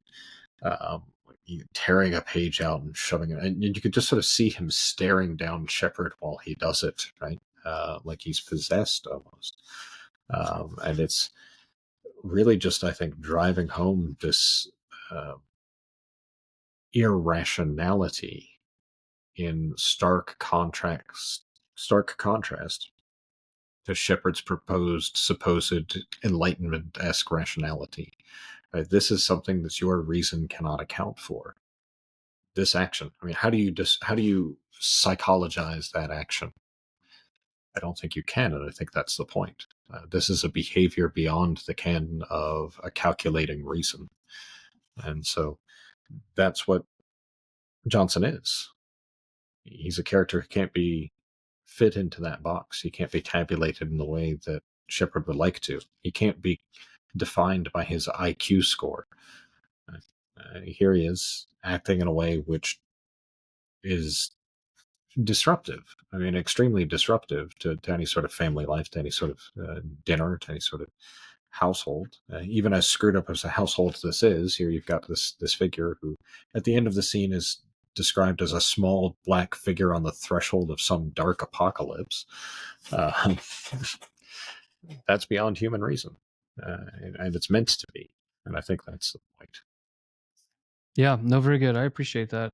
Yeah, and two, I mean, he's the reference to Ezekiel there. The biblical allusion is at one point Ezekiel is told to eat a scroll, right? So I think there's this internalizing of the Word of God. I'll show you, I believe, and I'm taking this thing from being something external to me to being one with me, right? I'm going to consume it, which is what I believe the angel asks Ezekiel to do, and he makes that allusion clear. He says, "I've eaten it like Ezekiel, and it was honey to my mouth." And so there's this deep kind of, I'm going to internalize this, I'm going to consume it, I'm going to show you that I believe, because me and the Word of God are going to become one. So yeah, no, it's a powerful scene. I agree. I read it multiple times, just trying to make sure I kind of understood, because I'm not sure I think Johnson's character is very complicated, and it's not really to see the whole story that I think you can kind of understand where he's going, because I found him to be a complicated character throughout the story, maybe not terribly predictable about what he's going to do, and so this is like his crescendo. But it's such a Flannery O'Connor scene. Yeah, well, and he serves as so many of these characters do, as a kind of catalyst, right? He himself in no ways, I don't think, changed throughout the story. I don't think anything changes in Johnson from beginning to end. And his character does not alter really at all, just intensifies, but it doesn't change in any significant way, and yet he brings about all this other change in the other characters. Yeah, no, I agree. Yeah, he doesn't change once you kind of understand that he's been manipulating from the beginning. There actually hasn't been a true warming, I think, to Shepard.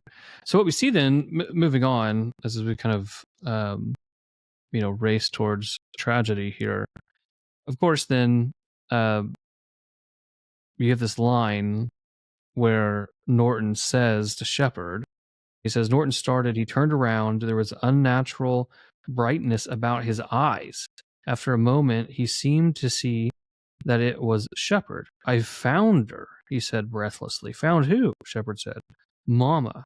Shepard steadied himself in the doorway. The jungle of shadows around the child thickened. Come and look, he cried. So here Norton has finally found whatever it is that he thinks that he's found. He's found his mother via the telescope. And here again, Shepard cannot simply be bothered to deal with Norton. He has to find where Johnson went. Where did Rufus go? And this gets us, and then of course, then he just leaves, right? He tells Norton, hey, you need to be downstairs or you need to be in bed in 15 minutes. And then we get the police coming back. And that's where we leave Norton. And this kind of zenith for him that he's finally found his mother. We don't understand it. We don't quite understand what he means. There's, for those of us who are used to reading O'Connor, there's a terrible feeling that is occurring right now when he says these things. But we pivot, and we pivot to the police, coming back. In this scene, I don't know. What did you make of this? Because, so Johnson's being arrested, and now obviously Shepard's not going to run interference for him. And I don't know. It was really this. I thought it was going to go one way, and then it seemed to almost like go a certain way and then reverse, and then go a certain way and reverse again. Because they come to him, and when he first started saying Johnson jerked his arm down savagely, I was waiting for you, he said. You wouldn't have got me if I hadn't wanted to get caught. It was my idea. Right? He's saying the police there. At first, when I read that, I thought he was saying that to Shepard, because Shepard had just lied for him and given him an alibi. And what I thought was going to happen here is that Johnson was going to fold Shepard into his crimes because Shepard had already covered for him and given him an alibi, that now that he's been caught, he could easily suck Shepard into that fault. Does that make sense?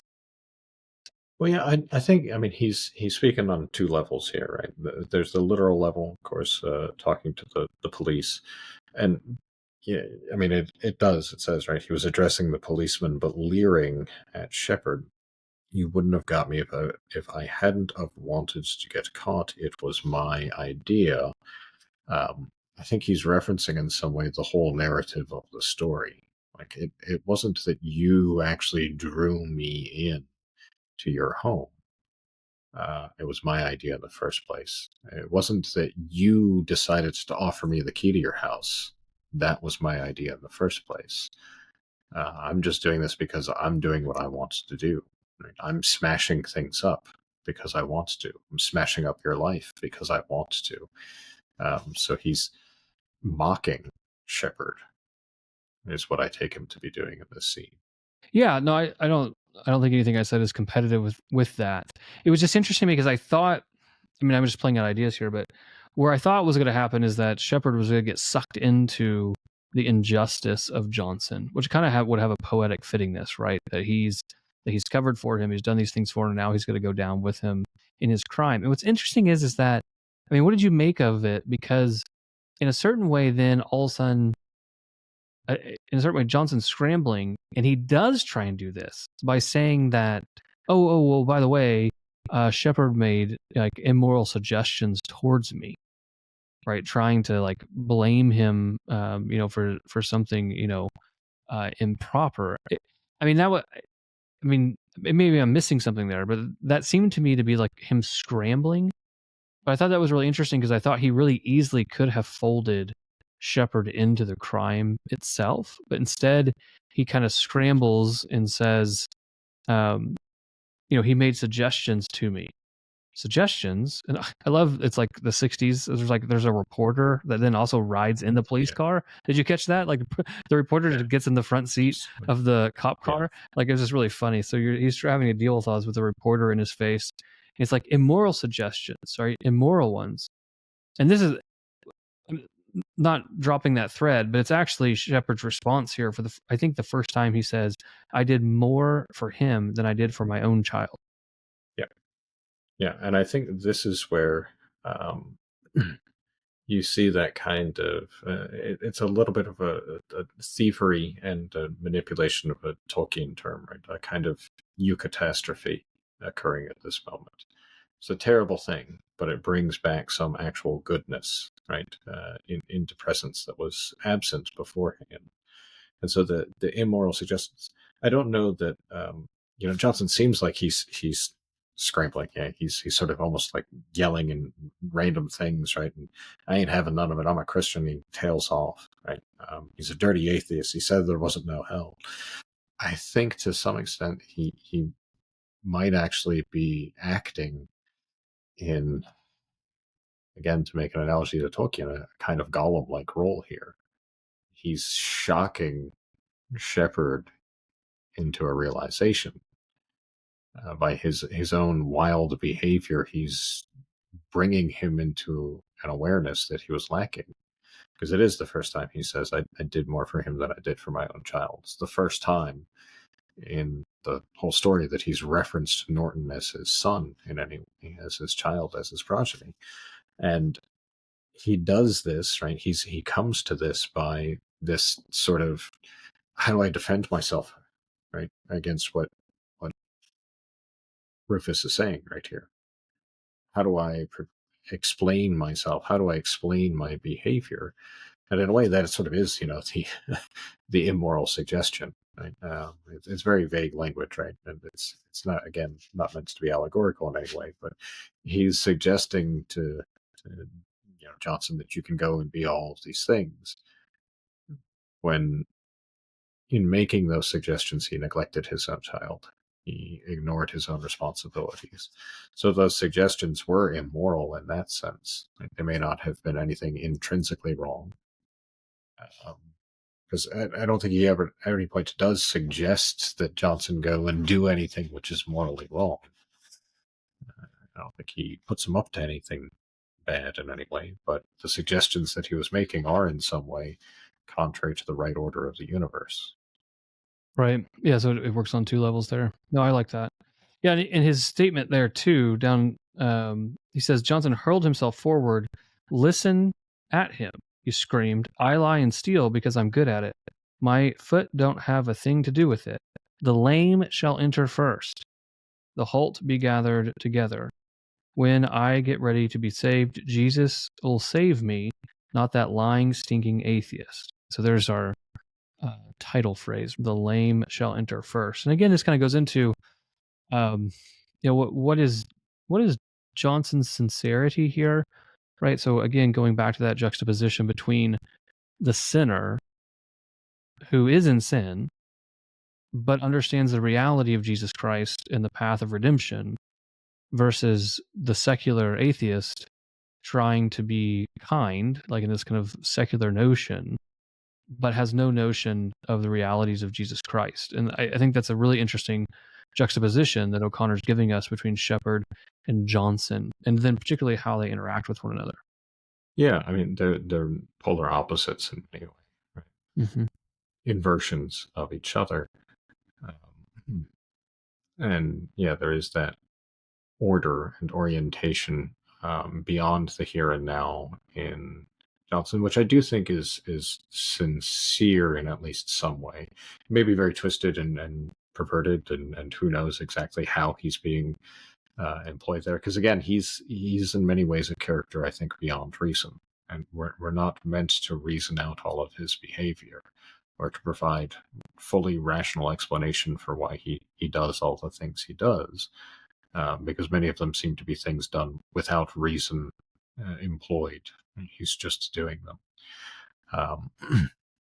And so I think there's this is also, of course, a common trope in O'Connor, that the the evil, the demonic seeming, is a force which works on behalf of Providence, whether it intends to or not. So, in some sense, there too, I think the intention of Johnson is, uh, yeah, including his sincerity. It's a worthy question to ask and to think through, but it's also, to some extent, maybe even irrelevant for the way that O'Connor wants the story to unfold here. These things that happen which are beyond reason can be for the proper revelation which everyone needs to have in some way or another to see the truth. Yeah, no, that's a very good point. Particularly when we're obviously Johnson's intentionality is distinct from the effect that his words have upon Shepard, and I very much like your point that Providence can use those words then to bring about a good effect, which I think is what happens here. So we get this. Basically, Shepard almost goes into this like little mantra. Like he's got these like two lines that he just keeps repeating to himself as he's gone through this traumatic experience. And he just, he says, "I have nothing to reproach myself with," he murmured. And he keeps saying this over and over again. He had done more for Johnson than he had done for his own child, right? "I have nothing to reproach myself with." He almost gets into this mood, this mantra of just repeating these two. But then it kind of hits him, right? "I have nothing to reproach myself with," he began again. "I did more for him than I did for my own child." He heard his voice as if it were the voice of his accuser. He repeated the sentence silently. Slowly, his face drained of color. It became almost gray beneath the white halo of his hair. So there's kind of this beautiful scene. It's a fast transition, but it's a beautiful scene in which his own excuses become the accusation against him. He finally hears for the first time what he's actually saying, and he has this epiphany moment in which he actually is his own accuser. And it's a beautiful scene. Norton's face, which is a motif in this. Norton's face comes, but it's not unpleasant for him. And he says that he had stuffed his own emptiness with good works like a glutton. And he had ignored his own child to feed his vision of himself. And then just a beautiful line. She says, "A rushing of agonizing love for his child rushed over him like a transfusion of life. The little boy's face appeared to him transformed, the image of his salvation." Yeah, and so again, to point out some of the somewhat allegorical elements here, he says the words, "I have nothing to reproach myself with, and I did more for him than I did for my own child 3 times." He's denied his own child 3 times, right? And then you get this vision of Norton, this rush of agonizing love. The little boy's face appears to him transforms, the image of his salvation, all light. Uh, I think that's a fairly clear Christological image that he's putting forward. He's found his salvation in this child that he has denied 3 times. And then, of course, there's the truly catastrophic moment, which comes after it. Like I said, I was an idiot. Like I had a little bit of hope because I was like, oh, maybe. Maybe the thing with Johnson was, I was like, maybe this one's just not as violent. Maybe this one's just not as bad. Like maybe the thing with Johnson is that violent, weird, absurd, grotesque moment, and he's going to run upstairs, and we're going to get some type of like reunion. Now, maybe I'm just obtuse because I can't point to any other story I've ever read of Flannery O'Connor that would have that in it. I should have known, but my own emotions, I got too much tied into Norton and the little boy. And this is where I said, reading these as a father hits different than when I read them like in high school. And so, yeah, we get this. I mean, he dashes up. The light was on. The bed's empty. He goes up the attic stairs. And so the tripod had fallen. The telescope lay on the floor. A few feet over it, the child hung in the jungle of shadows just below the beam from which he had launched his flight into space. So I have raw thoughts on this. probably because I just read this for the first time today, and I did not like this, so I'm recalcitrant to it, and so I'm admitting that. I I struggled with this passage because again, I probably judge O'Connor the most harshly when she elects to bring children into these narratives. Um, Now, I defend O'Connor by saying that I think that there's a teleology to her violence, whether it's analogous to the sacraments or it has a sacramental character to it that comes breaking into our life, right? Grace comes breaking into our lives in many different ways, and sometimes it is violent. But here, I struggled because I didn't find the death of the boy to me just seemed to be a punishment because he had already had his epiphany. And I realize this is also a trope because, for instance, we read the Theban plays, and say in Antigone, Creon has his epiphany, but he's already put in motion things that he can't stop. So as he has the epiphany and he knows what he's done wrong, and he's called himself a fool and he's asked for forgiveness of the gods, but then he goes out, he can't stop it. The causality is already there from his former mistakes, and so Antigone dies, her fiance dies, and then the queen dies, and he can't stop it, even though he's already repented. So maybe it's analogous to that. But as I kind of defend O'Connor, like in a Christian setting, it was hard for me to square this because at least in The River, the boy is the main character. And so his misunderstanding of the spiritual realities that leads him into an unfortunate act of violence is heartbreaking, but makes sense to me as far as like the lesson that she's teaching here. Here, I just found this to be a punishment of Shepherd, if that makes sense. Well, certainly it is a punishment, or we might say, perhaps better, I would say, a payment for a debt that he has incurred. And again, I think this is where interpreting this in a bit of a Christological sense does make a lot of sense for us. It does make it provides the only sort of resolution that I can think of for the story. Here's the innocent who dies because of the sins of the father, because the father did not care to treat the son well in the first place. He violated his duties, his obligations as a father, and he has incurred a debt which is paid in a way which is obviously very grotesque, and you perhaps feel bad for the boy. I would expect everyone feels bad for Norton at the end. But Norton doesn't know what he's doing in some sense either, right? Norton is oblivious, and we don't really know exactly what happens to Norton, if he suffered, how he suffered, in what way that suffering actually occurred in that moment. So that's sort of a blind spot that. Yeah. Did you? So maybe just piggybacking on that. Did you take this to be ambiguous? Because it's not. Because I wasn't quite sure how to take it. Did he? I guess the two ways to read it is that he hung himself because there is the direct connection earlier that you have to be dead to go see your mom. Like that's made really clear by Johnson, and then it's kind of muddled into all the space stuff, and then he sees his mom. So there's an intentional hanging versus like some weird child thing that I'm actually going to launch myself into space, and he gets himself all tied up in whatever all these ropes and ribbons and whatever is, and so he ends up killing himself like accidentally. I don't think it's the latter, but she leaves it a little. It's broad here at the end because I mean she ends it on the heartbreaking note that he launched his flight into space. Yeah.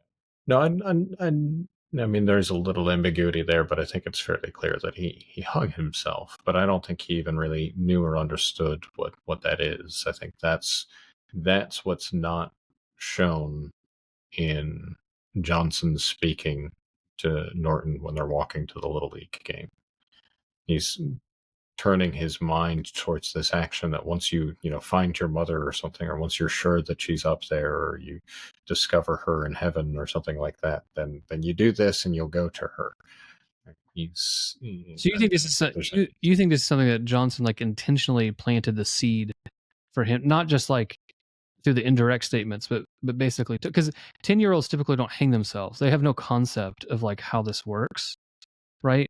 And so I guess if I hear you correctly, the theory is that this is what we don't know is that the speeches that are off stage is that Johnson probably particularly told him how to do this or what this was like, and then he's mimicking what he was told. Okay. Yeah. Because there he's particularly conspiratorial in hiding it from Shepard. He really Well, doesn't the thing about that Shepard too is to that take it makes it even worse that Shepard kept Johnson around, right? And that he entrusted Norton to the care of Johnson, and that makes him even more liable for what happens there to his son. It's not simply a neglect, but then you on your own part, but then you're like handing him off to someone that you already know is a delinquent to care for him. Yeah, and setting up your own, catastrophic ending in the process.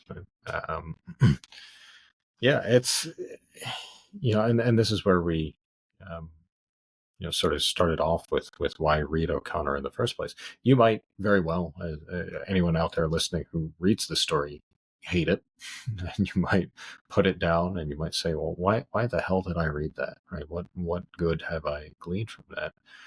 But I can fairly well guarantee it'll make you think, and you'll come back to it again and again, thinking about it, probably for days, perhaps even unbidden, right? Perhaps even without an intentional desire to do so, because it is so catching. And we struggle, I would say, most of all, with this, again, that sense of injustice that, okay, we're going to do things right now. We're going to correct our lives, and it's too late. That feels unfair. I'm not sure that it is. And I'm not sure whether we want to reject that or object to that simply because we've maybe adopted a way of thinking that understands our redemption stories to always be imminent and not to see them in the final analysis, right? Not to see them in that final moment, not to see that the repayment that we receive will be at the resurrection of the just. Yeah, no, there's very much wise words there. I mean, I'm sensitive to the argument that when we say we're sorry, we have an inclination that means I should not be punished, right? So if I've said I'm sorry, then I'm alleviated from any type of like penance. And so there obviously if Johnson had already, excuse me, if Shepard right had already done the actions that set about this tragic ending, then the juxtaposition of him saying his sorry and his redemption, like I mentioned, it's parallel to Creon, doesn't stop what has already been merited by their previous actions, even though it seems to be then such a tragic juxtaposition to have the redeemed soul looking upon the death of his own son, just like we had in the Theban plays and Antigone, Creon looking upon the body. In that one, they just keep hauling bodies in that he's caused, but as the person who's already asked for forgiveness, which makes it even such a deeper and kind of existential angst about that, because he's fully absorbing, because we don't get that reaction here, but you would imagine that then what ends up happening is that you see the full scale of what you've done because you've already admitted your fault. So as you embrace right the dead body of the loved one, you do so knowing your guilt. And in certain ways, the truth sets you free. In certain ways, that makes it a very profound and deep sadness in that moment. So yeah, I don't know. It's a story. It's a story. Yes, you hit the nail on the head. I'm certainly gonna be thinking about it for a while. I'm not really. I might push back against this. I mean, I don't. I've enjoyed this conversation. I don't want to drag it on too much longer unnecessarily. But I do, with these kind of stories, particularly like when there's children involved, I do wonder where the line is between what I allow in my imagination, arguably for the sake of some type of spiritual lesson, particularly like if you have a habit of actually cutting out like most media and etc. Whatever, a story like this hits heavy. It really does. Like the first time I read The River, I realized I keep making parallels. Like I didn't know what it was about, and that kind of shock. Like I had this at the ending here, that shock that I even knew was going to happen, but I told myself was not going to happen. Like I lied to myself. Like I don't know, it is something that's going to stick around with me for a little bit, and that is an interesting conversation about exposing the imagination, that these types of thoughts and images, hopefully for the sake of something that's actually pedagogical and good for my soul overall. Yeah, and that's a tension that I think we all face, and your point about cutting out media and most things, where the shocking and the grotesque serves no purpose, right, other than to shock and to draw your attention. Um, I think stories like this, just a little historical disclosure. When I first I actually had a different copy of this book, and I've since replaced it with this one. Somebody ran off with my previous copy in a proper Flannery O'Connor type of situation. Someone in the deep south ran off with my treasured books. Uh, but the first time I got it, I made the worst mistake in my literary life whatsoever, which is I tried to read one of her stories every day for a month. And after about a week, I was like, I need to stop because the darkness here is just too much. Right? Um, that said, I think there is a time and a place, and it's not something to immerse oneself in ever. I find O'Connor's stories are best read spread out, right, over time, because they do have this dark imagery. They do have these dark things which come into your imagination. Even the way that it's described twice towards the end, the surrounding of Norton in the attic, the jungle of shadows. Says at first that it thickened around him and that he was entangled in it or something at the end. And so that darkness is coming, and it's foreshadowed. And it's foreshadowed in many ways, but you don't realize it till you get there at the end, and then you're like, "Oh, yes, now I see it. Now I see all the signs, all the indications." Um, but yes, I think you know uh, how you contend with those images, and I think this is part of the strength of O'Connor as a writer. How you understand that despite their presence, the good is still there to be found.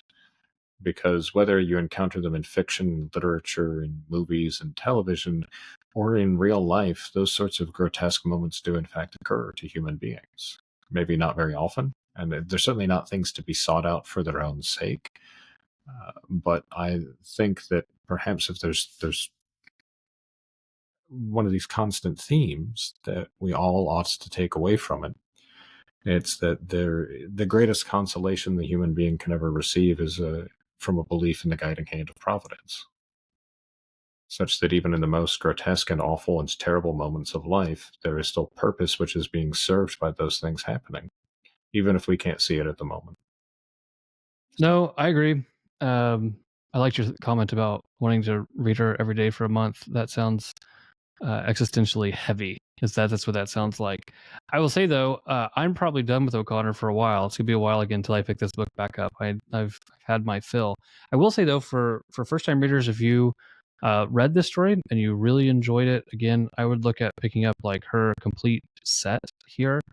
Some other really good ones to look at, right? Good Country People, Greenleaf is another one. The Enduring Chill, Why Do the Heathen Rage? Revelation is a very famous one. Parker's Back. Any other ones I didn't mention that you have a particular fondness for? Maybe for those who want to dive in. I mean, I was gonna jump on Revelation, but you got there. Revelation, I think is her at her best in a lot of ways. I read that one in high school. I thought it was a really good introduction to her thought. I might recommend Revelation. Parker's Back is good, but it's a little bit more difficult if you're not used to reading that. Greenleaf is also another good one. I might recommend Greenleaf and Revelation for first time readers if you want to go read more of her stories at this juncture. Yeah, I was fond of Everything That Rises Must Converge. well. I think that's a good one. And of her short novels, I've always been particularly fond of Wise Blood. But Wise Blood is another one that's going to get people who aren't prepared for it, though. So that one comes with I guess I don't know if they still call it a trigger warning, but it's you got to be ready for that. Yeah, no, that's very good. Well, Dr. Kemple, we really appreciate you being here and helping us guide us through this text and kind of showing us, I think, all the lessons that Flannery O'Connor has to offer us. Remind us where people can find more about you and your good work. Yeah, the Lyceum Institute. You can Google it. You can type it into any search engine, or lyceum.institute is the address. I'm on Twitter. There's a Lyceum Institute account there. Or my handle is, x.com.